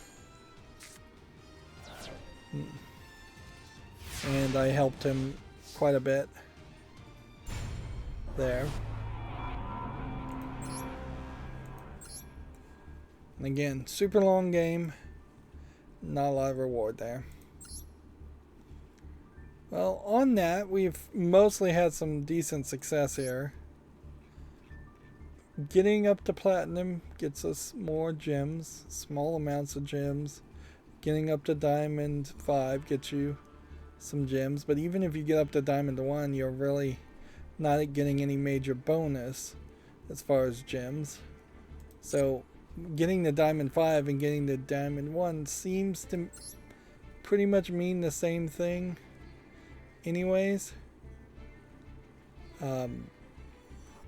If I'm at diamond tier 5, I assume I'm going to platinum tier 1 at the beginning of the next season anyways. So there might be some notice that has more recent explanation of that. Here we go. If you were diamond, you go to platinum tier 5. Yep. If you're platinum, you go to gold tier 5. It's the same old, same old. So getting the diamond is probably the most efficient thing that you can do without going any further. It's just going to be an extra struggle to get from diamond tier 5 to diamond tier 4 to diamond tier 3 to diamond tier 2, diamond tier 1. Although that may just very well naturally come as you're playing dailies if you're having a decent amount of success, which it's not completely unbelievable that you might have a decent amount of success.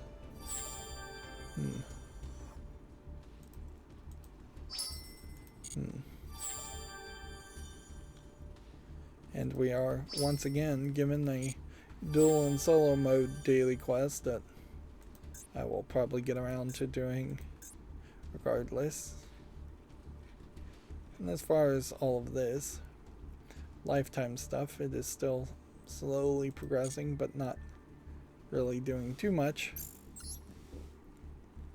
And so let's open a tin pack of packs here.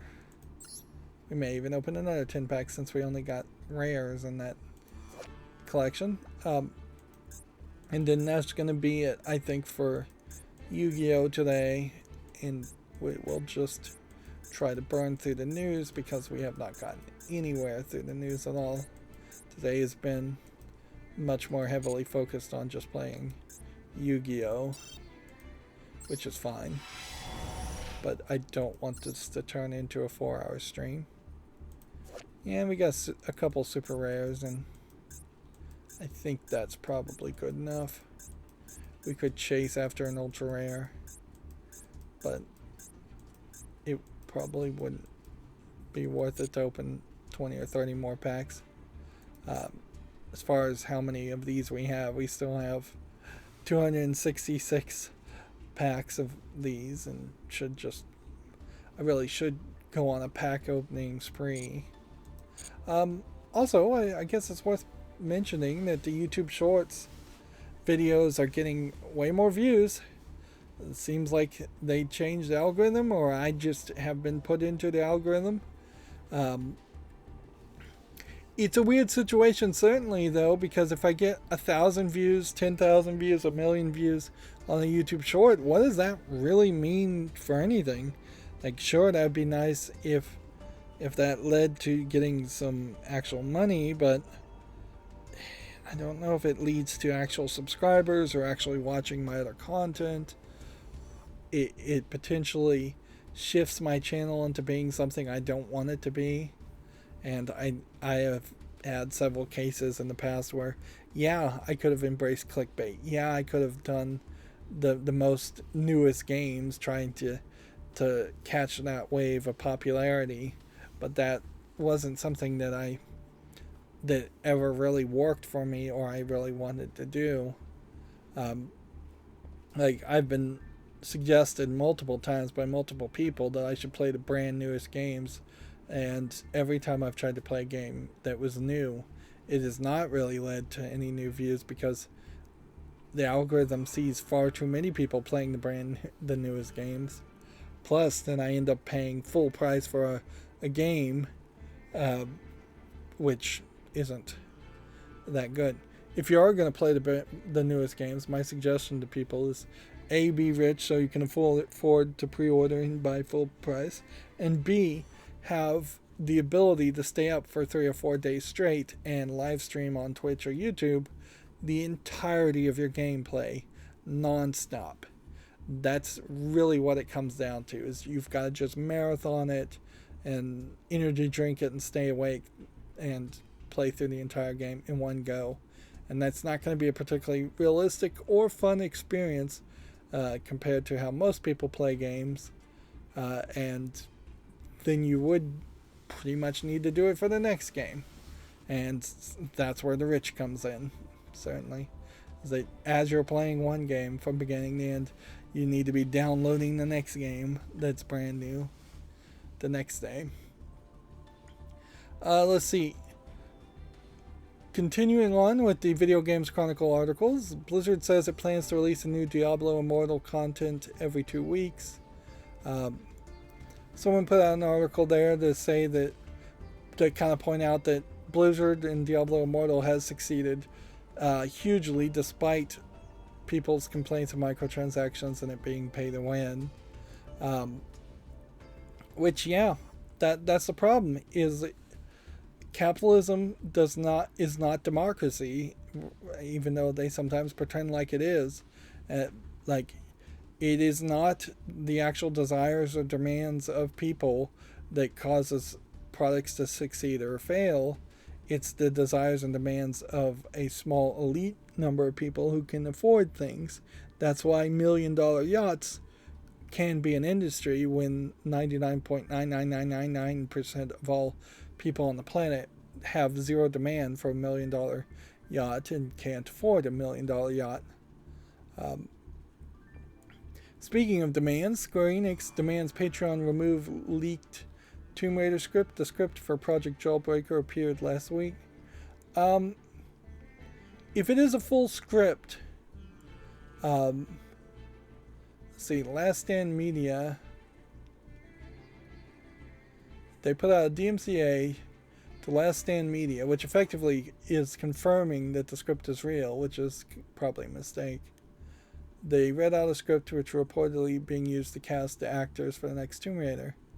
Now, arguably, the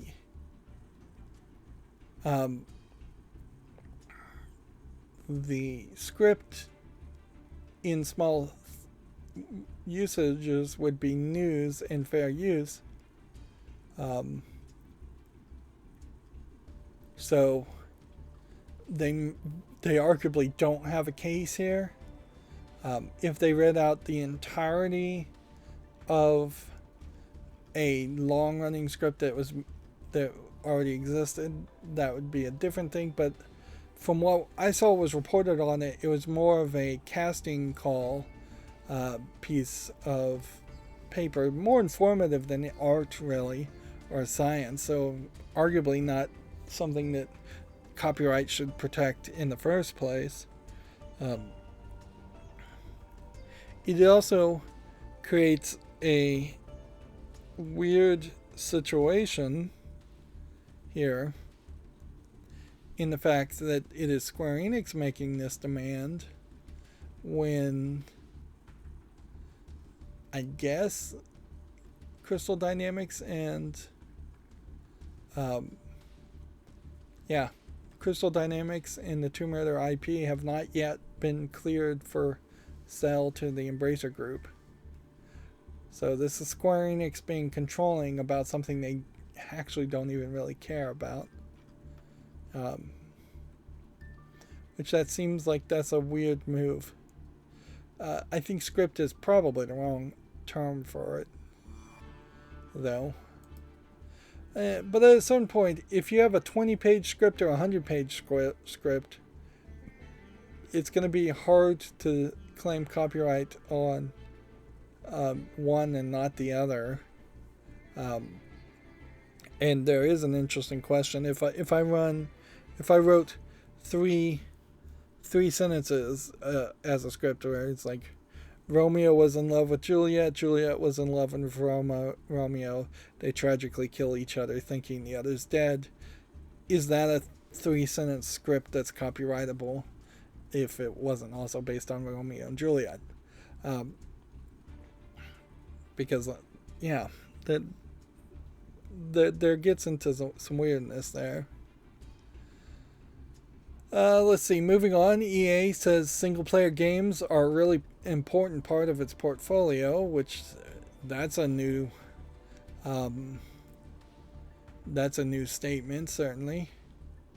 The subtitle here is very reliable live services are expected to continue to dominate sales. It does kind of feel like EA is trying to sell more solo player games and have success there and put their foot back into the pond of making actual games instead of just rip off live service games. I imagine EA at a certain point is also looking at the writing on the wall and seeing that these microtransactions and live service games are going to start to become very heavily regulated or just not allowed at all. Let's see. Nintendo also reports a sales decline as the Switch hits 111 million. The hardware and software sales are down year on year. Or I wonder if year on year is the same as year over year. Probably is. I wouldn't be surprised if there's a level of saturation as far as people that have Switches. When even I have a Nintendo Switch and I have no business owning a Nintendo Switch. I don't have time to play it. Kirby and the Forgotten Land has already smashed series records according to Nintendo. The game has sold 4 million copies in 15 weeks, which arguably points out that Kirby has always been a third-tier game for Nintendo anyways. Mostly focused around Game Boy games, I would say. But 4 million is hardly the 10 million you would expect at minimum for the best-selling Kirby game. But obviously, Kirby hasn't ever sold that well. Which, again, makes an argument as to why is that Metroid game not out. I would love to spend the extra time, but I don't have it, to compare sales of Metroid games to sales of Kirby games. Because I think you'd find that almost every Metroid game probably outsold a Kirby game. Multiplayer Modern Warfare 2 multiplayer screenshots have been leaked by multiple LA Rams players. So apparently they let the LA Rams football team, I would assume, play play the game and leak things.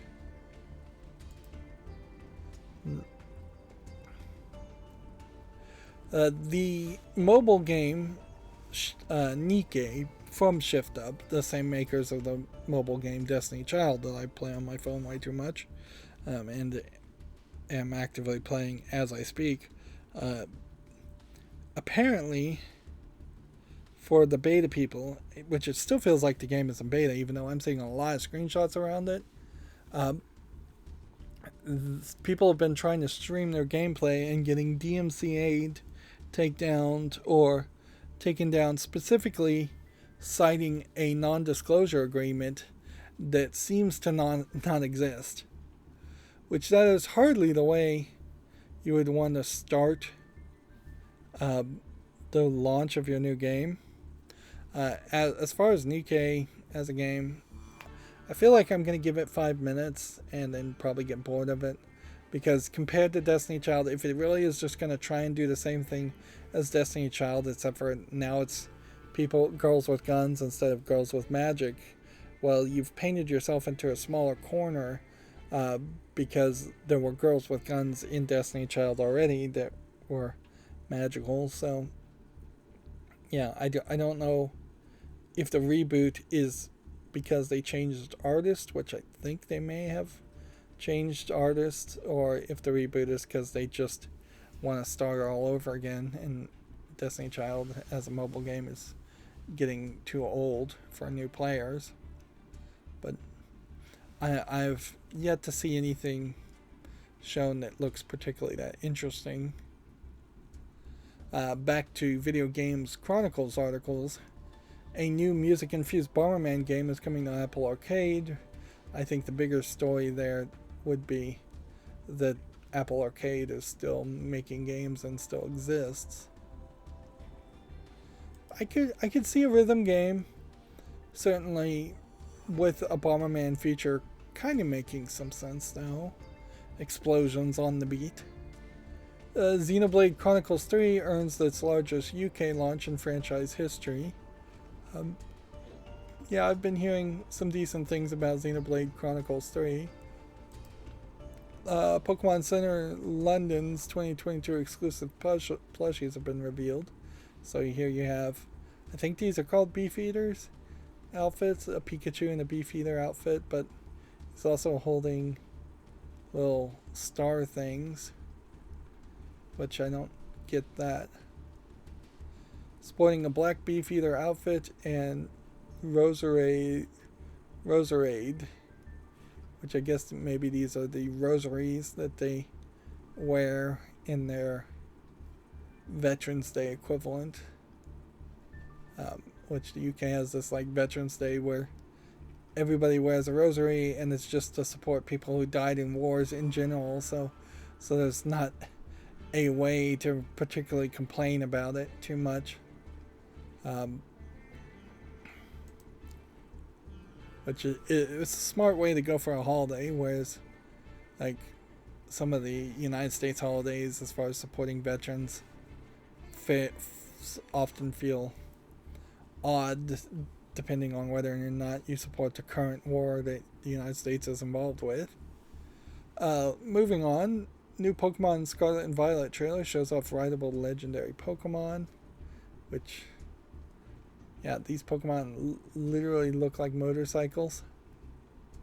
There arguably might be a overemphasis on motorcycles, because I was spoiled as far as Zelda Breath of the Wild, and you get some kind of motorcycle in that game also, and so there is a danger here that this current generation of kids playing Breath of the Wild, seeing a motorcycle and thinking they're cool, and then playing Pokemon Scarlet or Violet and getting a motorcycle and thinking they're cool, that they will end up getting real motorcycles, which, unless you get really lucky, I don't think the current generation of kids are going to have automated driving motorcycles that are super safe, and or that there will be automated driving cars that are super safe. So until you can eliminate the case of a significant number of drivers not seeing and hitting slash nearly hitting people on motorcycles, and people on motorcycles just not being in a steel cage to protect them. It's very, very dangerous to ride a motorcycle. Um, and yeah, if you're looking at this, these guys have hats on, but I don't know if I would call those helmets. No seat belts in motorcycles or anything like that. So, hardly instituting safety there. And in Japan, the only people that ride motorcycles are basically gangsters, but even in Japan, I doubt there are too many motorcycle biker gangs in Japan nowadays. That would have been previous generations at this point. Moving on, NBA 2K23 to feature improved dribbling, shooting, and more realistic defending, which I guess those are all good things. I'll leave it at that. Elden Ring has had one of the biggest launches ever on YouTube. From Software's game racked up 3.4 billion views in 60 days. So, yeah. There definitely was a lot of enthusiasm around Elden Ring, and that bled over to gamers on YouTube too. Blizzard and NetEase have reportedly canceled the Warcraft MMORPG for mobile. It's claimed the game had been in development for 3 years, which World of Warcraft is already an MMORPG, so making a second World of Warcraft or game comparable to that, but mobile only, seems weird to say the least. That you'd even start the development on this.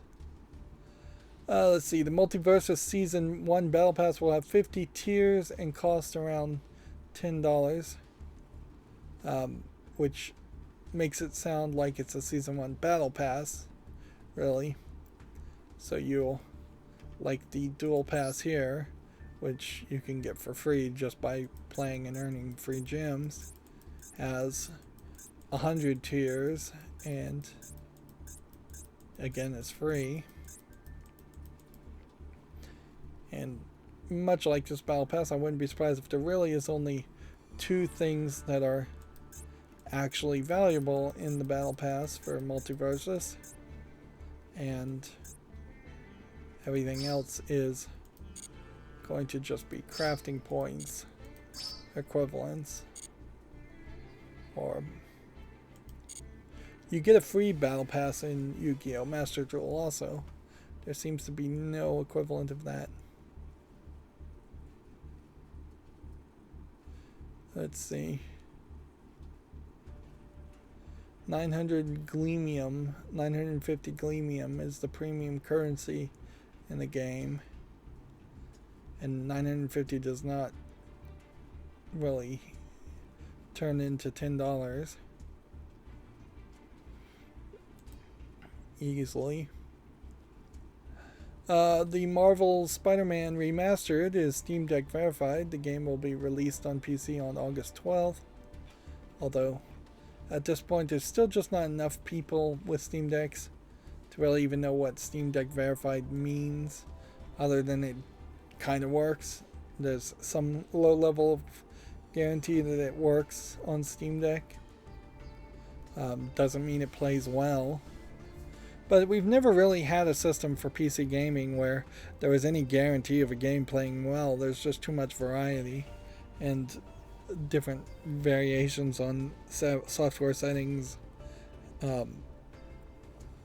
Steam could benefit from a verified minimal settings or default settings, but most games kind of either auto detect or have default auto settings already that are supposed to work. And the Woodsman just said I hit platinum, which, okay, good for him. A Diablo 4 alpha test for Blizzard friends and family is reportedly in progress. Which, okay. I don't really feel like Diablo 4 should be that close to being done. The alpha test means very little. Very little. The reporter claims to be hearing mostly positive buzz from players under NDA, which wouldn't that be a violation of the NDA? Um, anyways, yeah, if Diablo 4 is going to be good, I think they need to take their time with it. Let's see, we're at the Gamatsu articles. Fate Extra Record 2022 trailer is available if you want to check that out. Another Fate game, turn-based RPG game. Let's see. Woodsman says, finally, I swear ranked has gotten harder, and especially because I feel there is a weird matchmaking system going on. Basically, yeah, he said that before. Of course, he also hit platinum, so that shows it can be overcome. We've got a story here. Ace Angler Fishing Spirits launches October 27th in Japan, Asia, with English subtitles. I wouldn't be surprised if this is mostly a Switch mid-tier, low-tier game that doesn't really try to go outside of it. It has a gadget, which we don't see a lot of that, interestingly enough. Like for the fact that the Joy-Cons are so small, you would think there would be more toys that you could wrap a Joy-Con around. I guess the question is, fishing unpalatable to a Western audience? And probably is, particularly when you're thinking more of Japanese fishings where they're seemingly okay with if each of these are fishable. Turtles being fished is not something somebody in the West would probably be okay with. Frogs being fished is not something people would be cool with. Octopus being fished, not so cool. Pufferfish, fugu, not being palatable. And then you run into some of these other fish that are not going to be in the West anyway, so they don't look like the fish you would fish in the West. Snakes and eels being fished, definitely not palatable to the West. Seahorses being fished, like amoeba type things. I don't even know what this is. Being fished, like. So, as far as the list of different animals you could have in a fishing game, a significant amount of them probably don't have as much of an appeal in the West. And they can try and make it a little cartoony if they want, but at the end of the day, I think it still probably wouldn't sell that well. Fishing in general is not that popular. We had already talked about Massage Freaks being renamed Beat Refell.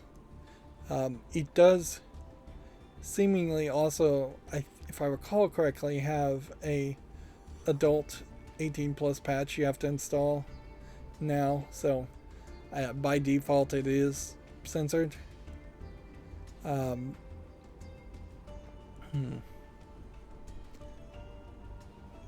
But yeah, I think that's what I had heard anyways. Which, yeah, that's a really weird game to bother to censor or try and sell at all, when it is obviously 100% around the idea of groping / massaging anime girls. And that's the rhythm game aspect of it is 100% secondary to the main appeal and the main audience that would be interested in that. Moving on, the weekly Japanese game releases are Apathy, Noragami Gauken Nana Fugishi, Gishizu, Mina de Chokomatka Moradukurai, and more. That's a lot of mouthfuls there. 13 Sentinels Aegis Rim Welcome Pack for the PS4. Then I don't know what this Apathy game is. I don't know what this Kishizu game is. And a game called Let's Get Fit and Zoro the Chronicles. And more there is a potential thought to at least scan the digital only releases, even if a lot of the digital only releases are going to be nothing. Yeah, I couldn't tell you. I assume this is Apathy here. And then I would have to assume this is Kishizu here. But I really couldn't tell you one way or the other. Let's see. Type Moon Times 2022 Summer Special Set is set for August 8th, which is an announcement of several games. Witch on the Holy Night, Tsukihime, A Piece of Blue Glass Moon, and Melty Blood Type Lumnia, all going to be shown at this announcement. We've got more Alice Gear Aegis announcements of characters, and the characters still not looking that interesting. White Day and a Labyrinth Named School for the PS5, Xbox Series, and Switch launches September 8th. I feel like this game is already on Steam. So it's just getting console releases. Yep. This came out in 2017 on Steam. And if you look at these screenshots, as far as a horror game, I think you get better return on investment having a slightly more cartoony animation style and putting actual effort into animating than you do trying to make a character look hyper realistic, which that is normally what happens. Is you have either a first person perspective, so you don't show the main characters at all, or you go for hyper realistic graphics. And arguably I think a lot of people find it slightly more palatable to have something slightly cartoony in a horror game instead, because you're already giving up the immersion a little bit more than watching a movie. Movie, you know, is a movie. You can turn away, you can pause it, you can stop watching. Interacting with a game, you have to have your hands on the controllers. There's less opportunity to turn away, pause it, and stop watching. You can't, in most video games, just listen and be half distracted while playing a video game like you could watching a movie. This game also seems to have a decent amount of people. Now, I guess it's worth also pointing out that White Day in Japan is, I believe, the day that it's kind of like a Valentine's Day, because on Valentine's Day the guys give girls chocolate, and on White Day, unless I'm forgetting the actual name of that day, I think it's White Day, where the girls give guys chocolate. That being said, this is also a Korean set horror game, so White Day in Korea might mean something different. A Pokemon Present is set for August 3rd, featuring Pokemon Scarlet, according to Gamatsu. PlayStation Tournaments Evo Lounge live stream to feature news from Arc System Works, Bandai Namco, Capcom, SNK, Warner Brothers Games, and more. So again, announcements for announcements, but it is at least a good lineup of fighting game developers.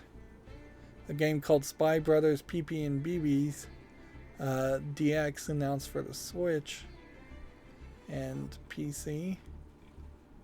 No further screenshots or videos for that game. A game called Project Duel, which is a League of Legends based fighting game, adds Ilaoi and will be free to play, which a free to play fighting game sounds questionable as far as how that's going to really work and succeed and make money. They do say we promise to be respectful of both your time and your wallet, which most free to play games are not respectful of at least one of those, if not both. Soul Hackers 2 has a Twisted Fates trailer if you want to check that out on Komatsu. Let's see. Oita Bipu Mystery Guides, The Warped Bamboo Lantern is coming to PC on August 8th in Japan. This is almost certainly a port of a very old visual novel that I imagine would be, I guess, somewhat loved that it's coming back, or maybe we'll just start to see a lot of old visual novels coming to PC for the first time. What's interesting about this is, since you assume that this game is a remaster of an old visual novel, this art style is like early 80s, probably late 70s animation style in Japan. And boy, does that even this not really look like what the anime style is today.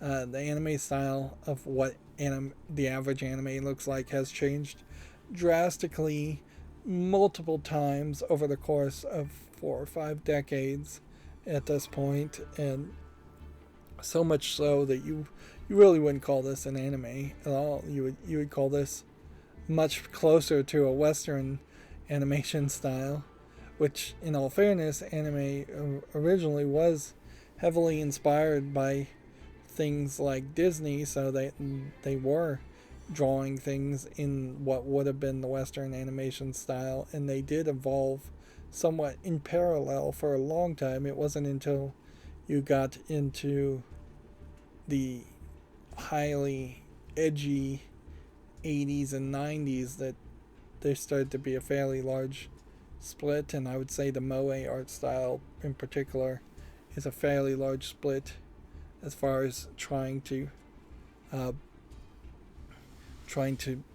draw characters in a hyper unrealistic way.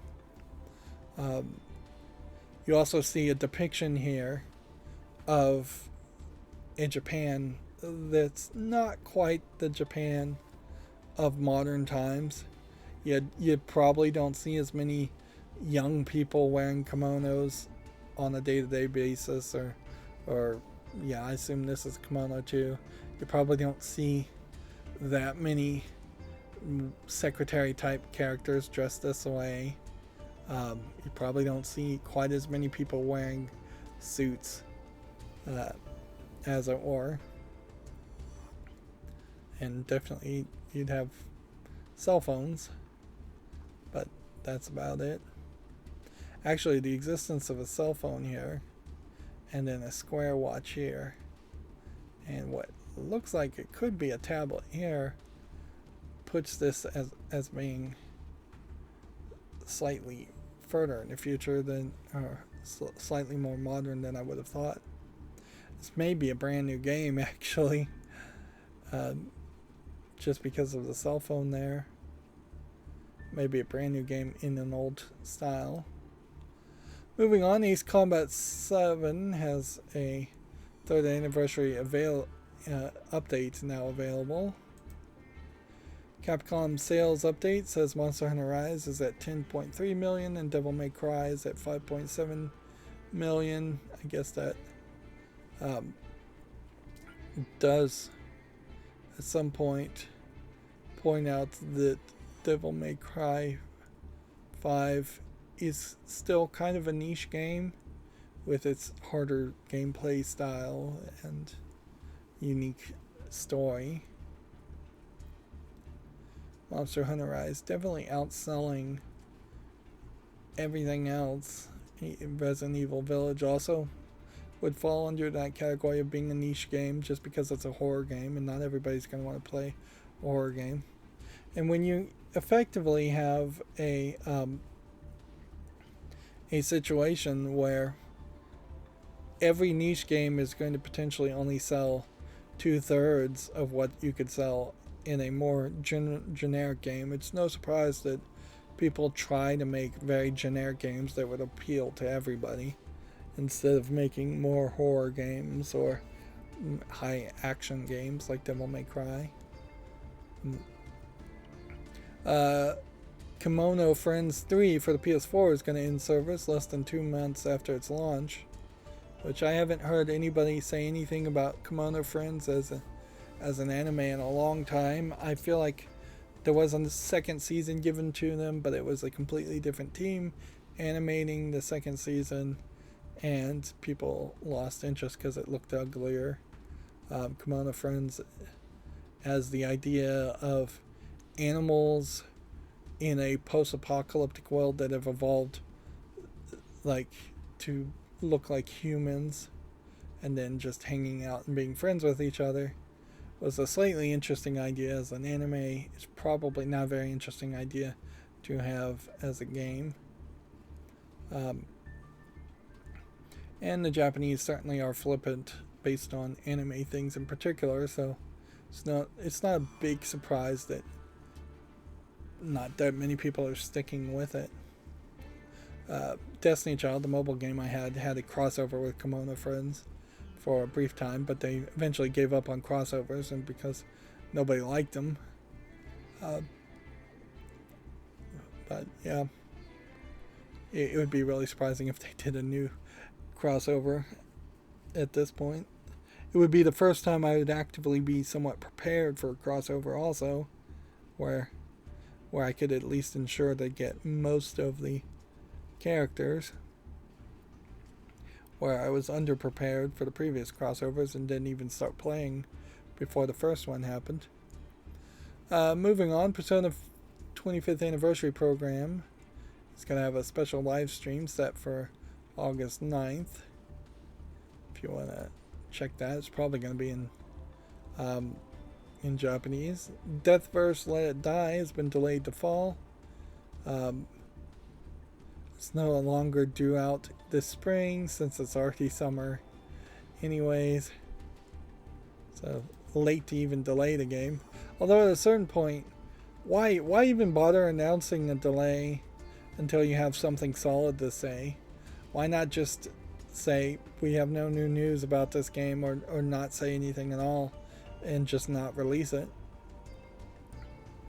A game called Hoko Life launches September 27th for basically everything except for the Xbox Series and PS5, which when you look at the game, it doesn't really look like a game that would need that next generation power, but it's odd to not support it anyways.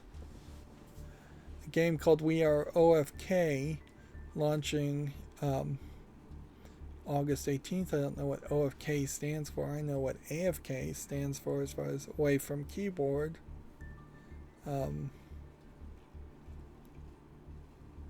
But OFK, I have no idea.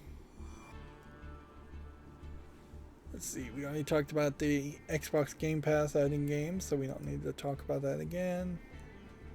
We already talked about a Bomberman rhythm game. See, yet another trailer for Demon Slayer Kimetsu no Yabai. Yet another character. D3 publisher Enshade announced a sword fighting action game called Samurai Maiden for PS5, PS4, Switch, and PC, due out in winter. I feel like we had already talked about this and already knew about this, though. I definitely saw a trailer was released. And it looks like she is fighting a level of zombies. Really? And maybe some ninja girls as bosses. So it does kind of feel like this is an Onichambara type clone. Of course, you can start over and make a new game like Onichambara and probably start out pretty good. Maybe there's some girl on girl action romance here. It doesn't seem like it's going to go particularly lewd, though. You're fighting skeletons, I guess, instead of zombies, and trolls and puppets. Interesting. Looks like there might be some battle damage that happens to the clothes, but I wouldn't be surprised if it is minimal. Of course, it definitely could go the other direction too, and it could have quite a lot of lewdness in it by the time it releases.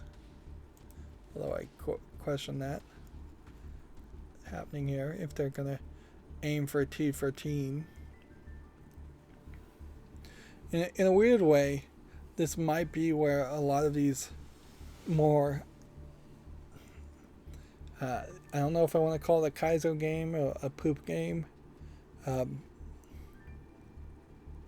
It might be where more of these lewd games go, is that they just try to start new games that are somewhat like the old games, but where Onichambara fans might expect it to be teen plus or mature rated, starting a new series and saying this is going to be solidly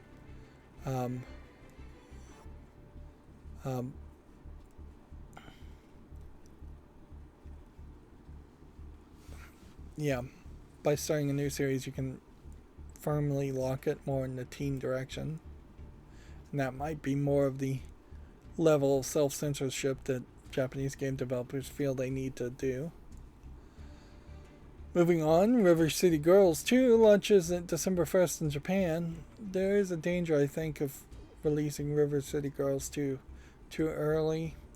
While people really did like River City Girls 1, there were 2 or 3 other River City games that were also released that had very little fanfare, and they are arguably just moving too fast.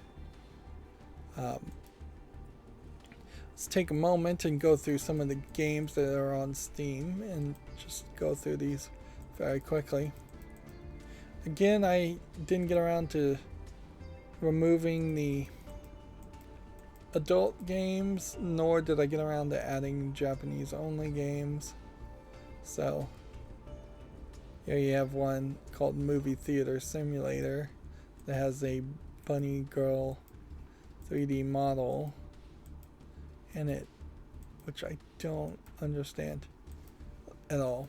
I do not believe there is a single place where you would have a Playboy bunny girl as an usher in a movie theater. That just seems ridiculous. And then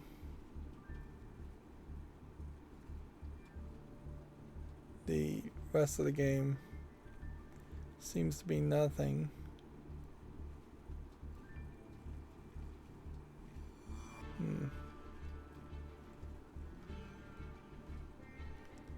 Yeah. Definitely just looks like an asset flip game for no reason. Like I could see trying to fulfill some kind of fantasy of making out in a movie theater, but I don't even think that's what this game is implying you'll see. So the bunny girl just makes no sense at all. And she sits down next to you in the theater, so she's not even really acting like an usher. Legend of Zero looks like nothing.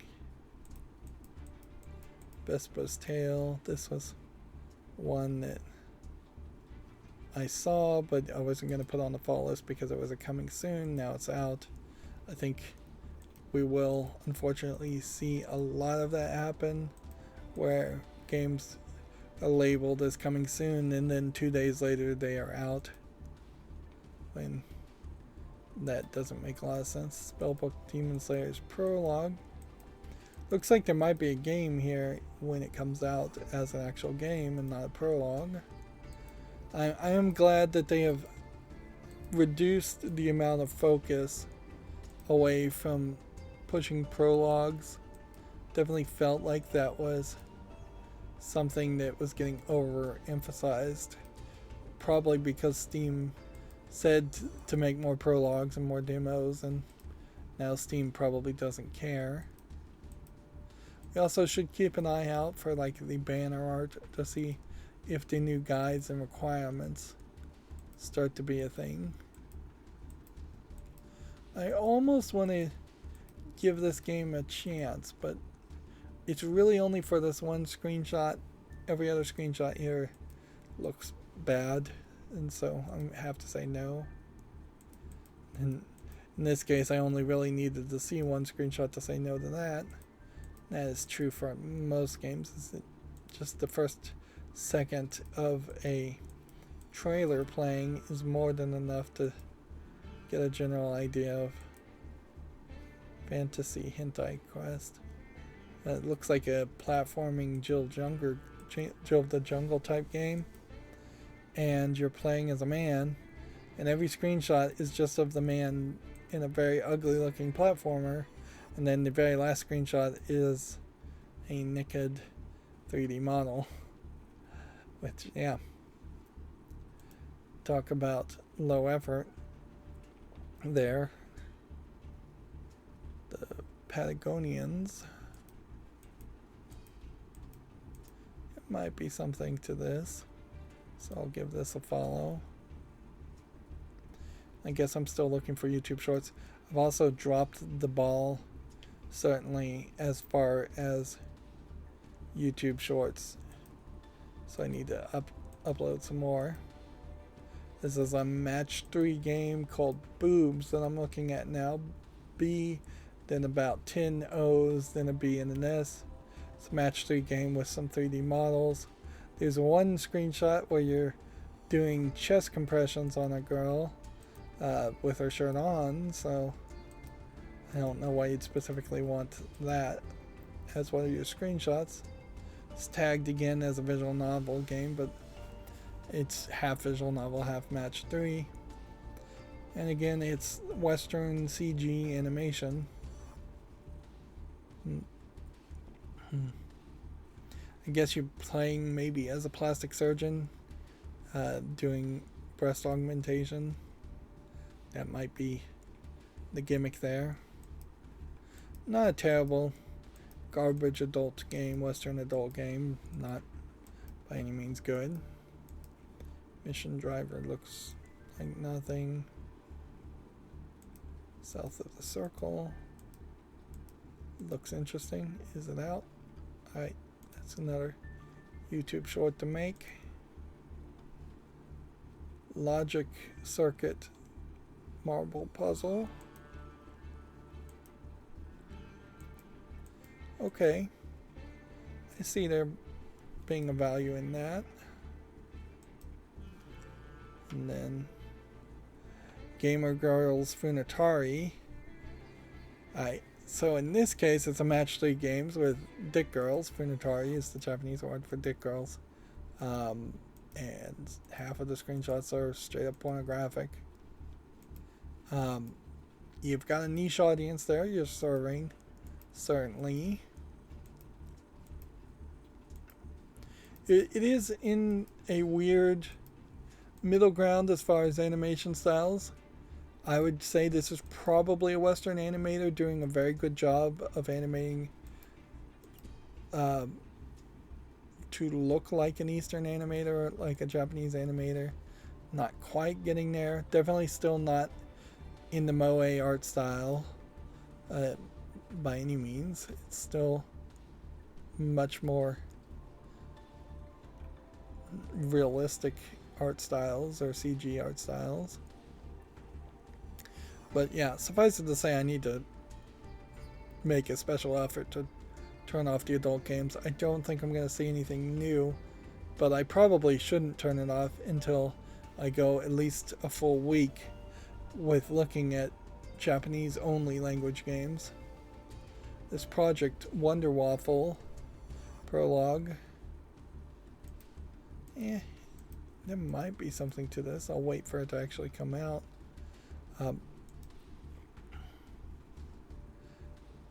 another thing, certainly to consider here, though, is that we're getting all these adult games coming out in the middle of the week on a Wednesday. So that is another point, but all my data and all my theory, I think, is out the window, and I need to start over to see if there is any kind of real imbalance between Western and Eastern adult games and when they are released or not. This Kokoro Clover Season 1 might be something. I suspect it actually won't be anything. Once I start to include Japanese games that don't include English and start looking at those, then I'll have to start checking the languages again, so I will make things more difficult on myself. Bullet parkour. It's an interesting thought, not done well. Here we have a platformer that looks like garbage. Here we have a tower defense game that seems to be fantasy based. Maybe there was some adult content in that. Fight for It doesn't look like anything of interest. Mechabot Defender doesn't look like anything of interest. Dark Desire 3 definitely looks like one of those. A Western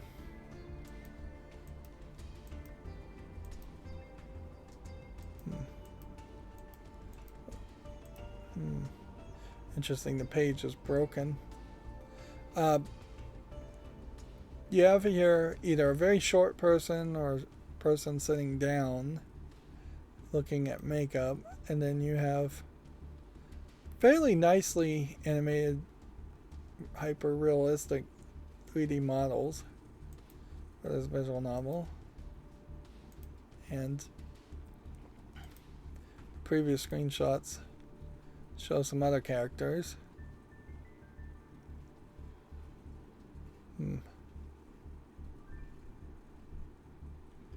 Let's see. If anything, there is an interesting here. It continues the life of the girls in the Cindy universe, whatever that is, even at different ages. This way you can explore all kinds of kinks and pleasures and topics. And it's tagged as coming soon. It includes basically sexual violences include partially consensual sex scenes, drugs and alcohol appear in story, relevant quest and dialogue, self-harm is not included.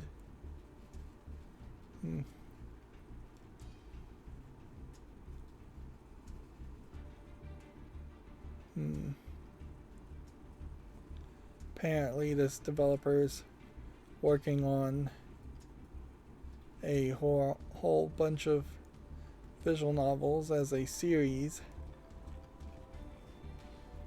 Definitely seems like they're teasing that they're willing to go very far, or let you go very far in simulating fantasies, but we'll see if these games actually come out and anybody even cares about them, or as visual novels they don't go very far at all, really, and they're over-promising.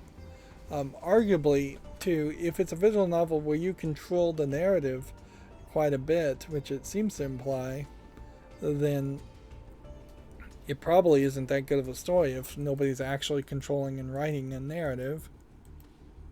This game looks like nothing. College Craze here. Again, we'll just, out of safety, swing over here. Yep, that is yet another adult game. In this case, College Craze is going for more of a watercolor art aesthetic on the characters. And so instead of going with the 3D model. But again, yeah, we're seeing a lot of Western, what I would call Western art style adult games, more than you would expect. They seem to be oddly bundled all at the same time, too, which seems weird. Here we have a visual novel called In Your Books, which is black and white, kind of charcoal pencil sketch. We'll give that a follow and see. Although I don't think that probably needs a YouTube short. That wouldn't be a particularly good YouTube short. Galactic Ruler here is already mixed, so I'm going to say no to that. Earth Shadow. Looks like it might be an interesting game. Is it single player? Yes, it is. Star of Valor as a space game. Now, inherently, I know I have a bias against fly around space shooting games. So, I probably should somewhat break myself of that bias and at least make some YouTube shorts around it. Plus, frankly, getting higher and further in the future with YouTube shorts is not a bad idea. It will be interesting, I would say, to find people complaining about the YouTube shorts daily PC game if I start showing off games that came out a month prior. I don't know if people really are going to complain too much about that. The Warrior Maiden almost looks interesting enough to put on the follow list, but not quite. Virusum looks like nothing. We're burning through these games fairly quickly. I've gotten either luckier or better at these games. And see, here you have another case where it's Restaurant Simulator, and it feels like this is the exact same person that made the movie Simulator, except for now they are just having everybody in the restaurant be in a two-piece bikini and a CGI model of girls. Oddly, it still is not really going into any more detail than that, so it seems to oddly just be like super soft score here. I could see an actual restaurant being full of people in bikinis or girls in bikinis if there was, say, a attached pool or swim park next to it.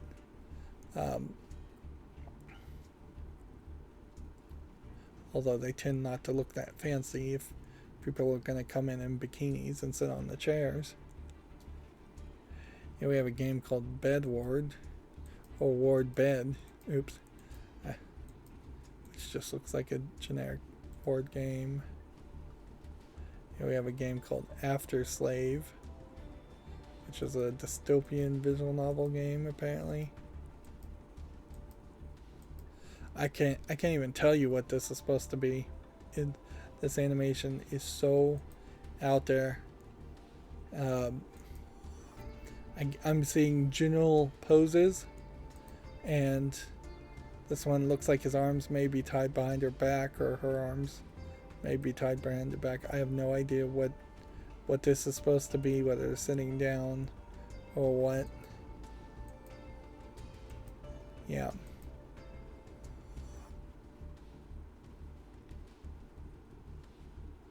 Yeah, it says it's a short visual novel about a boy that has reached the culmination of his life in a totalitarianistic country.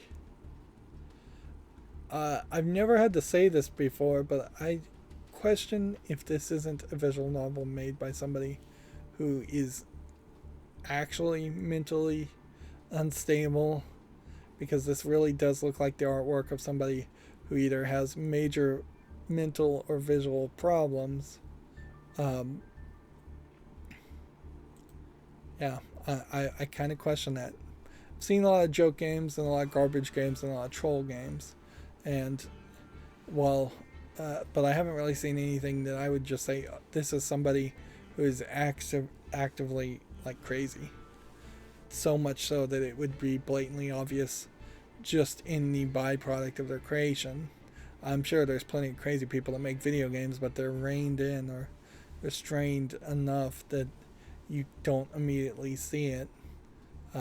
And certainly, if you expand crazy to include people that are just irate around political leanings, there's, I imagine, plenty of those out there. But yeah, I've never seen a game that I've actually had to question whether the creator was completely disconnected from reality, or nearly completely disconnected from reality. I definitely have seen some game developers that act like they are somewhat disconnected from reality, or that they believe their game is perfect and it's going to sell well, but not. But they usually manage to actually make something that looks normal.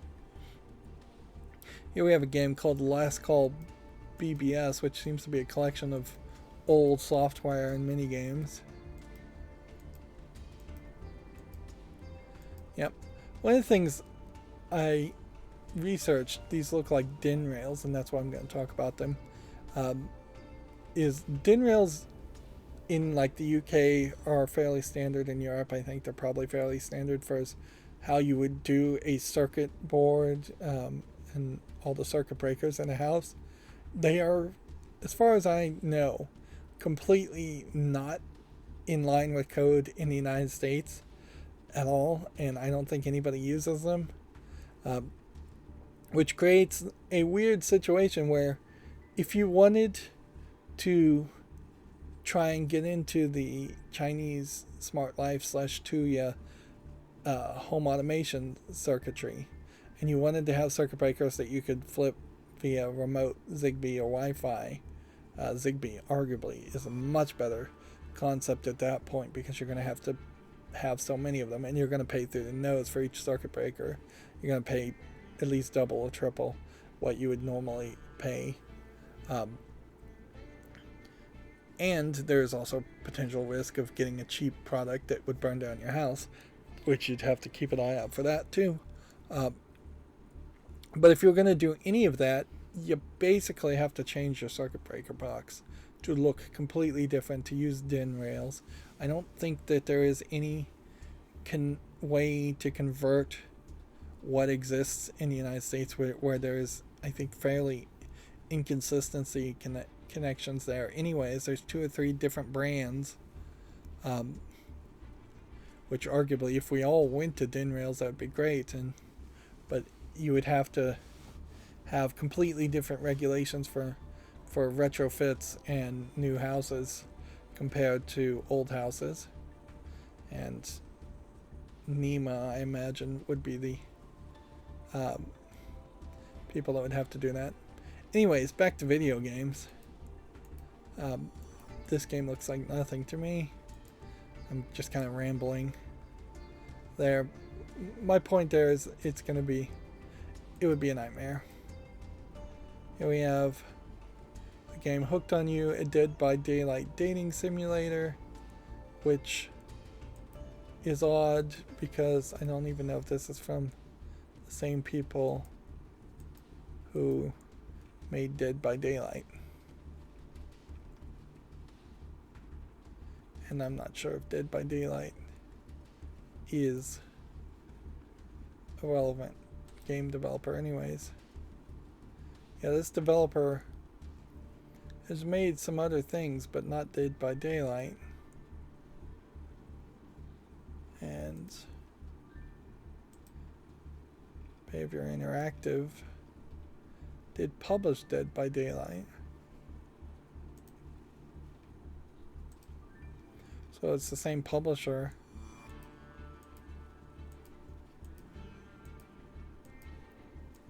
Dead by Daylight, I think, is going over trying to do as many crossovers as possible to maintain some relevancy.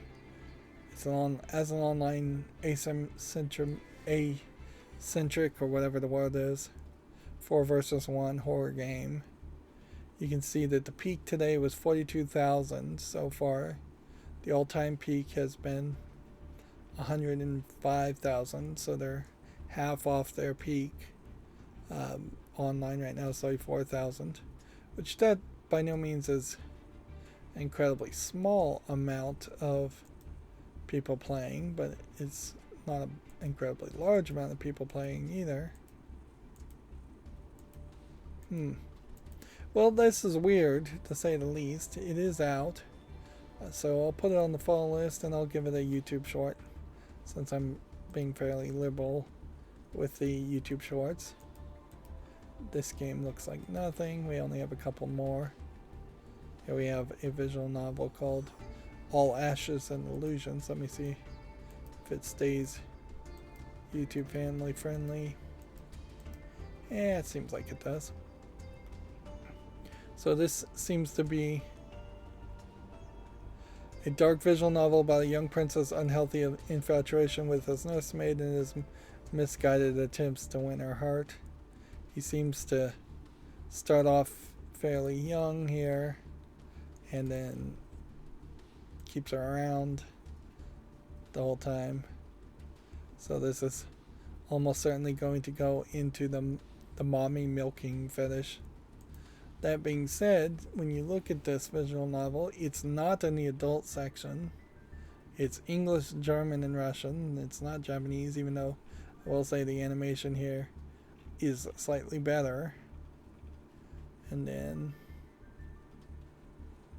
let's see. Partial nudity.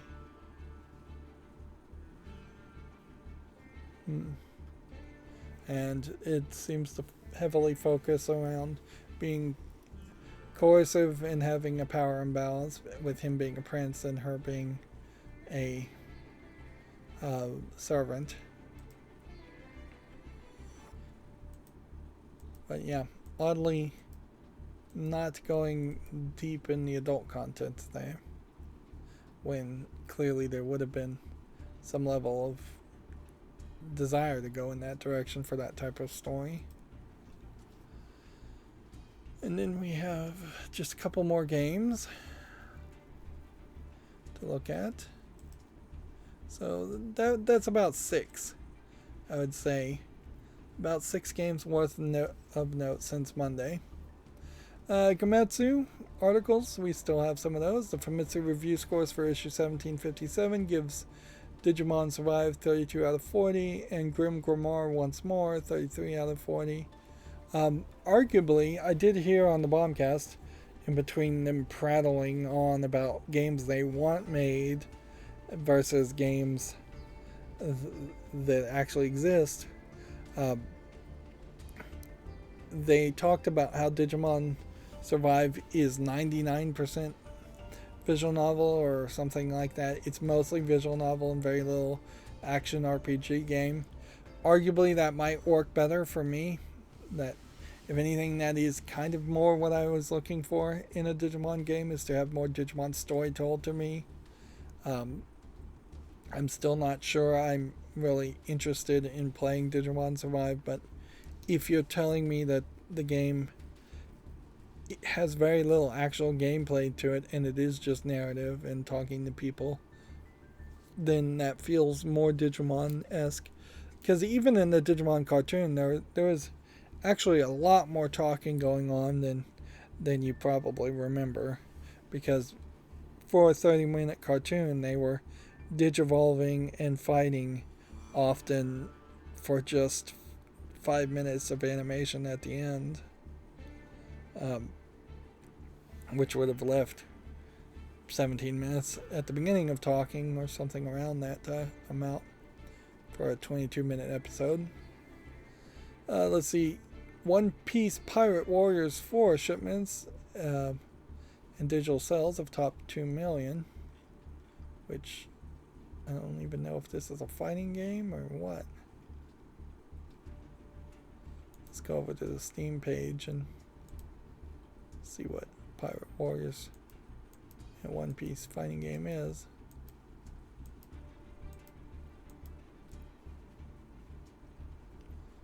It seems like it's a beat 'em up, player versus player, with online PvP. It is on my wish list, but I've kind of forgotten about it. arguably I would be more interested in playing a One Piece game that told me a narrative story and had more of an adventure to it than just a fighting game. Even though I would probably suspect that One Piece is probably more of a fighting story than it is a adventure story. Let's see. Gamatsu says Switch worldwide sales top 111.08 million. I don't know if you need the 0.08. And Nintendo Switch Sports topped 4.84 million, which that's, I guess, a decent number. Not huge numbers compared to the number of consoles sold. Nexomon and Nexomon Extinction Complete Collection launches August 26. I'm assuming that this is a Pokemon type clone. We'll just wait and see when it comes out. THQ Nordic is going to publish AEW Fight Forever for the PS5, Xbox Series, PS4, Xbox One, Switch, and PC. As far as AEW goes, I see CM Punk here and recognize him, but I don't recognize any of these other characters. I may very well have seen this guy, or this guy and just don't recognize them. I would suspect I haven't seen these girls at all.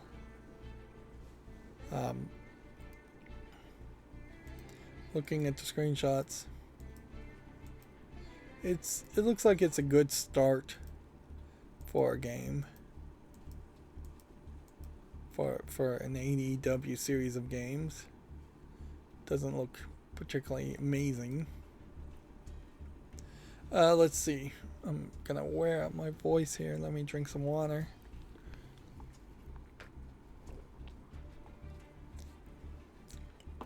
We're almost done.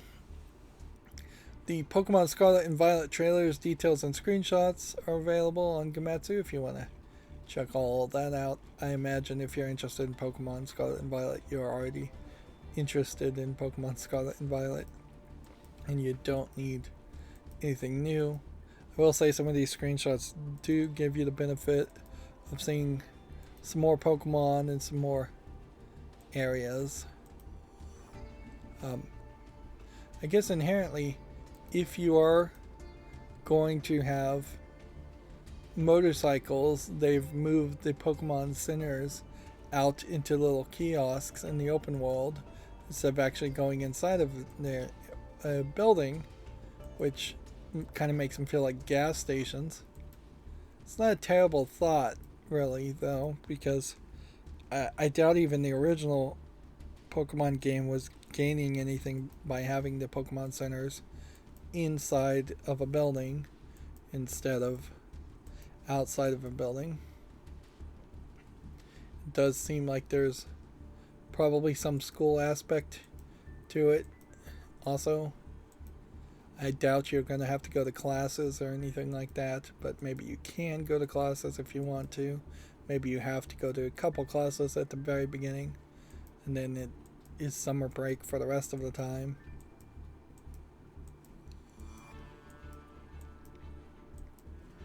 There is this kind of weird disconnect where the characters either have to be fairly young going on their Pokemon journey to begin with, or they have to be new to the region.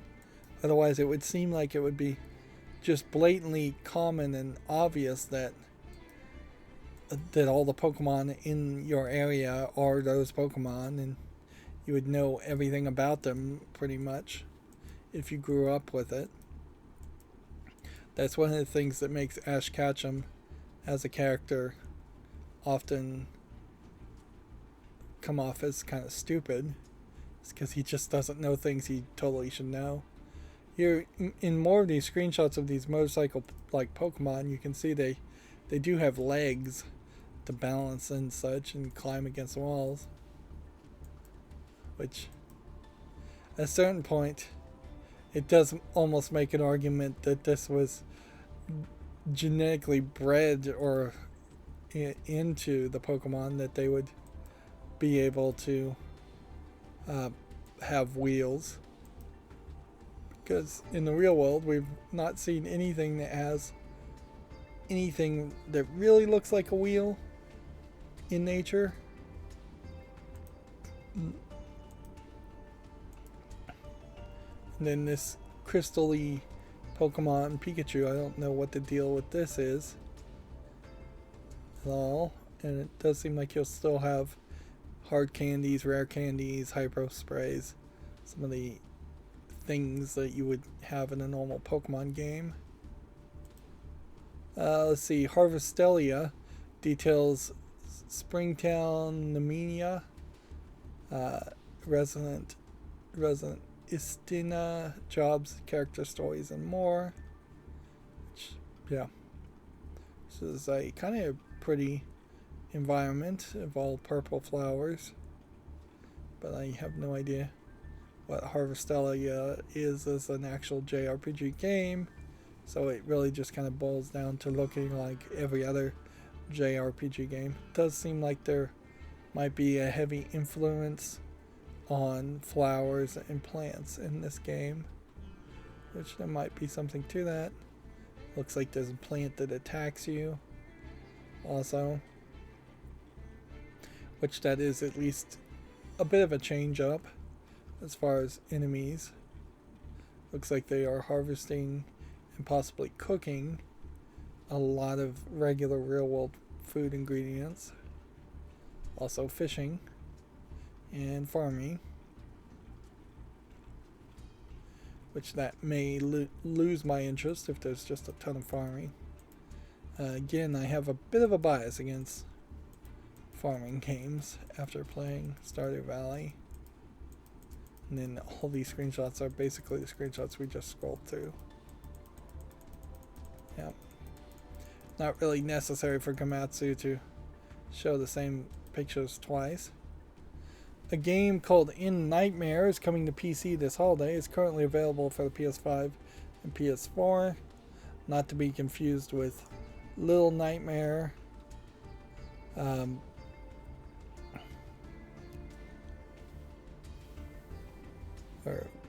Yeah. SNK has developed a Mega Man Battle and Fighters are now available. Mega Man Battle and Fighters is now available for the Switch, which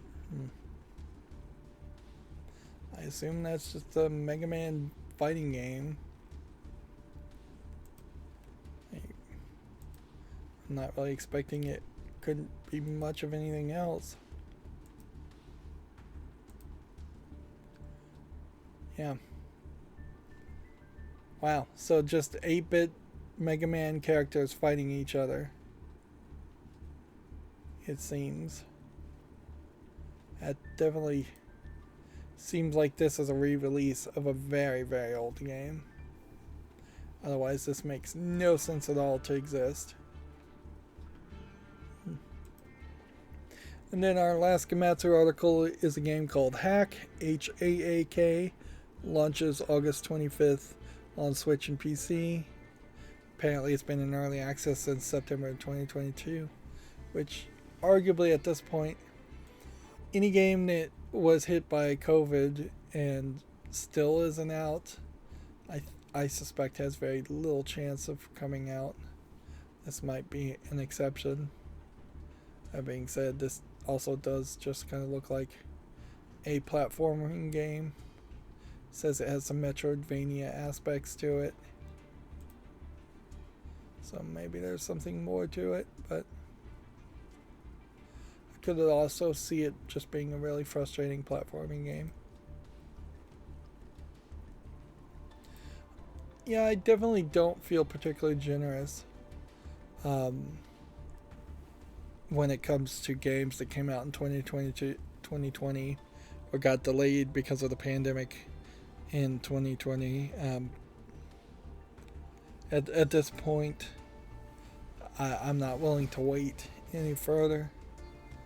Maybe some games will come out and surprise me, but I'm no longer willing to just leave things on the fall list since 2020.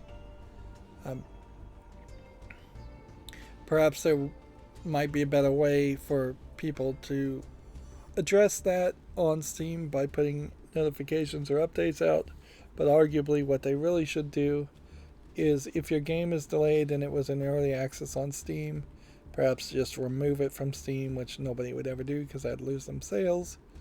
Or if your game was announced as coming soon on Steam and then you got delayed, definitely at that point I think you would consider delisting it, which maybe Steam doesn't really have features to delist games as well as it should, and maybe that's Valve's fault and Steam's fault. Speaking of fault, we had already talked about this, but Game Developer also has the article that Nintendo is blaming the falling Switch sales on supply and production issues. The console declined by 22.9% during the last quarter, which, yeah, arguably sales of anything should go up and down and it shouldn't be such a big deal, but that's not how they do the general accepted accounting practices these days, and that's not how shareholders see it. The company Keywords has acquired the Australian mobile studio Mighty Games. I have heard of Keywords before. I'm not really sure what they really own or what they really do. Kirby and the Forgotten Land achieves the highest sell-through in the series history. We already talked about that. Apparently, there's a report that Unity could spin off its China business unit. The U.S. engine game maker views the move as one way to further expand in the lucrative region. Which, yeah, the people in charge of Unity, I think it's John Riccatello, does seem like he is going crazy and doing some crazy things with Unity. And yeah, I don't 100% have confidence that Unity will be a major game engine to use in the next generation of games, or even now. It's harder every single day to recommend using Unity when you could just use Unreal or arguably try something else. There's also a report that World of Warcraft mobile project was scrapped after 3 years. EA's FIFA and F1s become bigger than ever in 2021, if you want to read that article. And then Elden Ring has YouTube views higher than any other game launch. So Elden Ring just beat every other game launch. I'm also noticing that this contributing editor Justin Carter has this animated picture of himself, I assume, popping up, which I haven't noticed that before on Game Developer. So he must have changed his icons or something. And then the EA CEO Andrew Wilson, who is probably the most successful at staying behind the scenes as far as the CEO of a game company, has addressed acquisition rumors. EA has had a successful first quarter, and CEO Andrew Wilson knows it, but an acquisition isn't entirely out of the realm of possibility. Yep, which is to basically say nothing. We consider all offers is basically the legalese you have to say to shareholders as far as the question of acquisitions. Alright, and so then we have some follow list cleanup here. This one's rated very positive. Legends of Heroes Cold Steel, Trails of Cold Steel 3.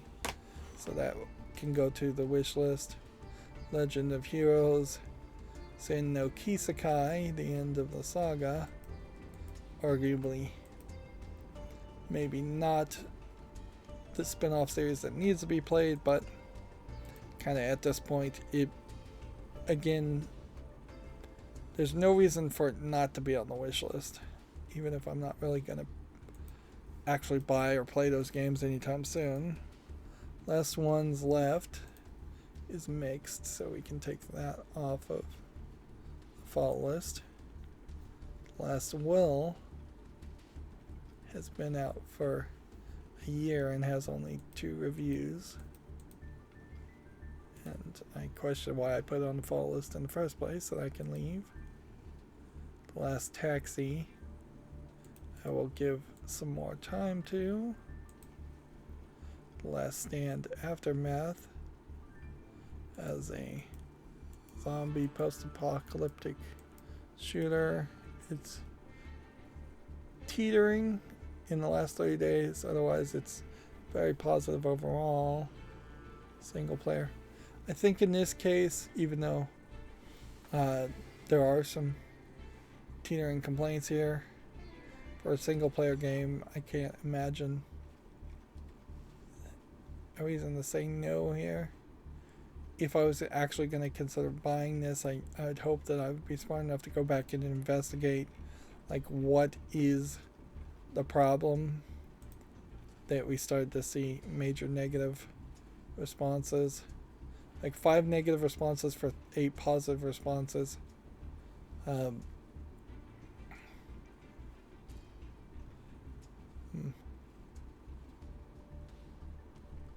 It says the game feels like DLC for another better game.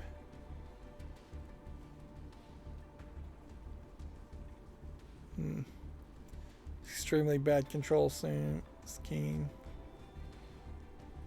It's boring. There's no real storyline in areas, are just 5-minute step overs.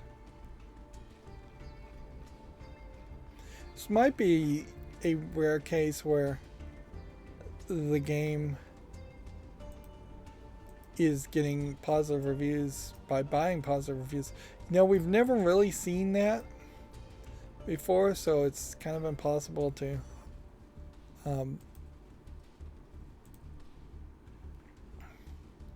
it's kind of impossible to ever check that.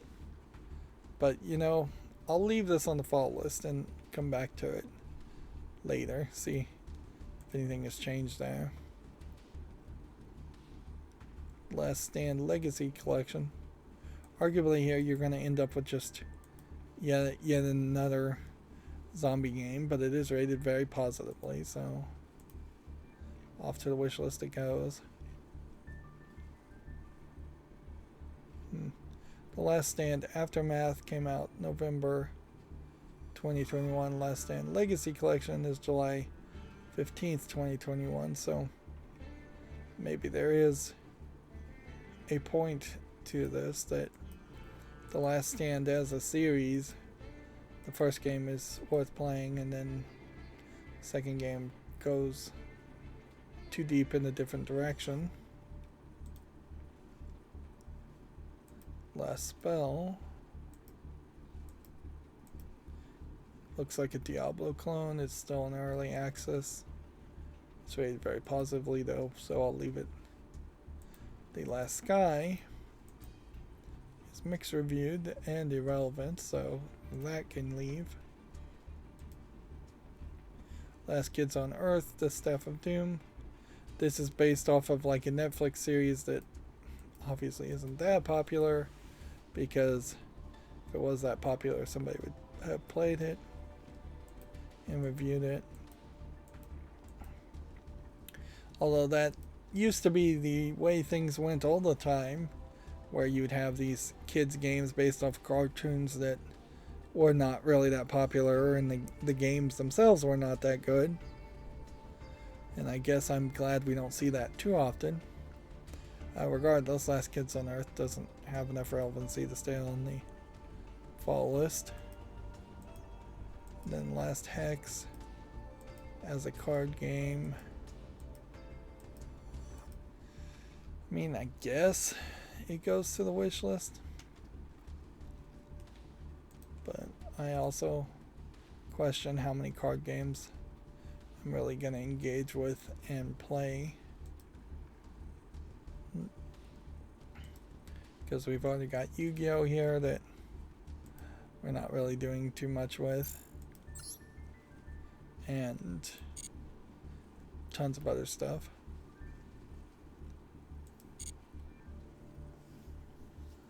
See if that loaded in any new missions or anything. Nope.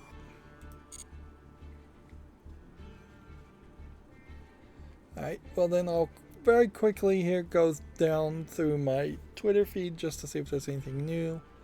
Like, apparently, Valve is expanding Steam Deck sales to Japan, South Korea, Hong Kong, and Taiwan, which, alright, that is definitely competing against a lot of the cheap Chinese emulator consoles that have flooded the Asian markets.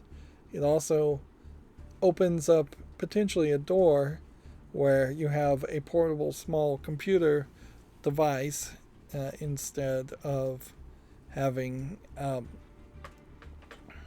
having PCs that are giant and that nobody really wants in their tiny little Japanese apartments. Alright, let's see if there's any other articles worth mentioning before we call it a day.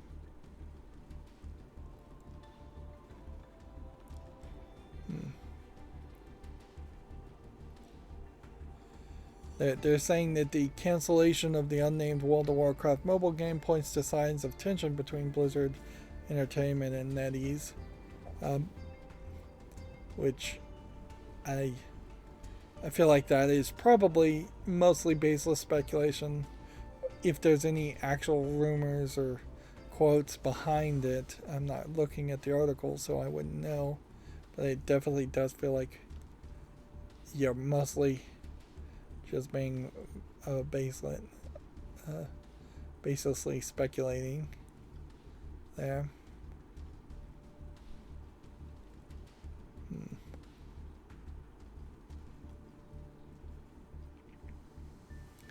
2 Points campus reviews are expected tomorrow morning, according to OpenCritic.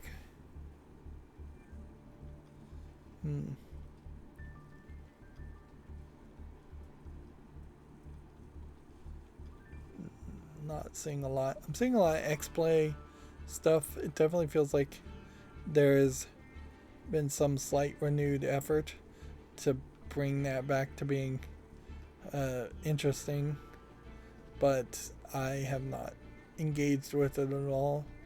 I've checked out on that. I've also kind of checked out on Game Grumps. They just, I don't think, have a game series that they're showing right now that's particularly that interesting. And far too often, Game Grumps are either doing something completely different or they're playing Wheel of Fortune or something. Just playing the same old game. Whereas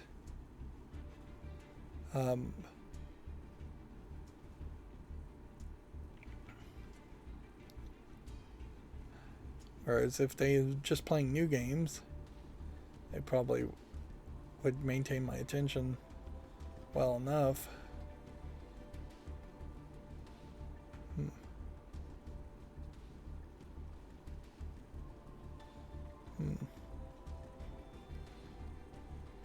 Yeah, and I guess that's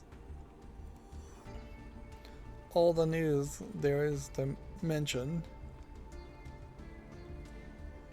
So, yeah. Let's call that a stream. Thank you to the Woodsman for chatting with me. It's always nice to have somebody on the chat saying something. And thank you to everybody else who just watched. As always, I ask you to like, share, subscribe, because that helps me with YouTube. Click the notification bell, all that nonsense. If you want a friend or follow me on any social media sites to get backup notifications, there's a bunch of links down below. There is the playlist tab that is somewhere on my main YouTube page that has a playlist for every game I've covered. That's not going away, certainly, but maybe I'll get rid of the series numbers, which don't mean that much anyways. Series 45 versus Series 46 doesn't really mean anything.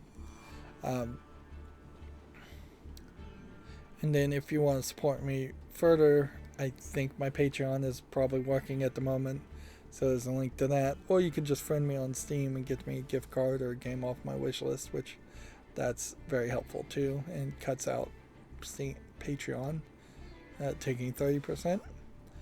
If you want to, nope, that's it. Thank you for watching. Have a good evening.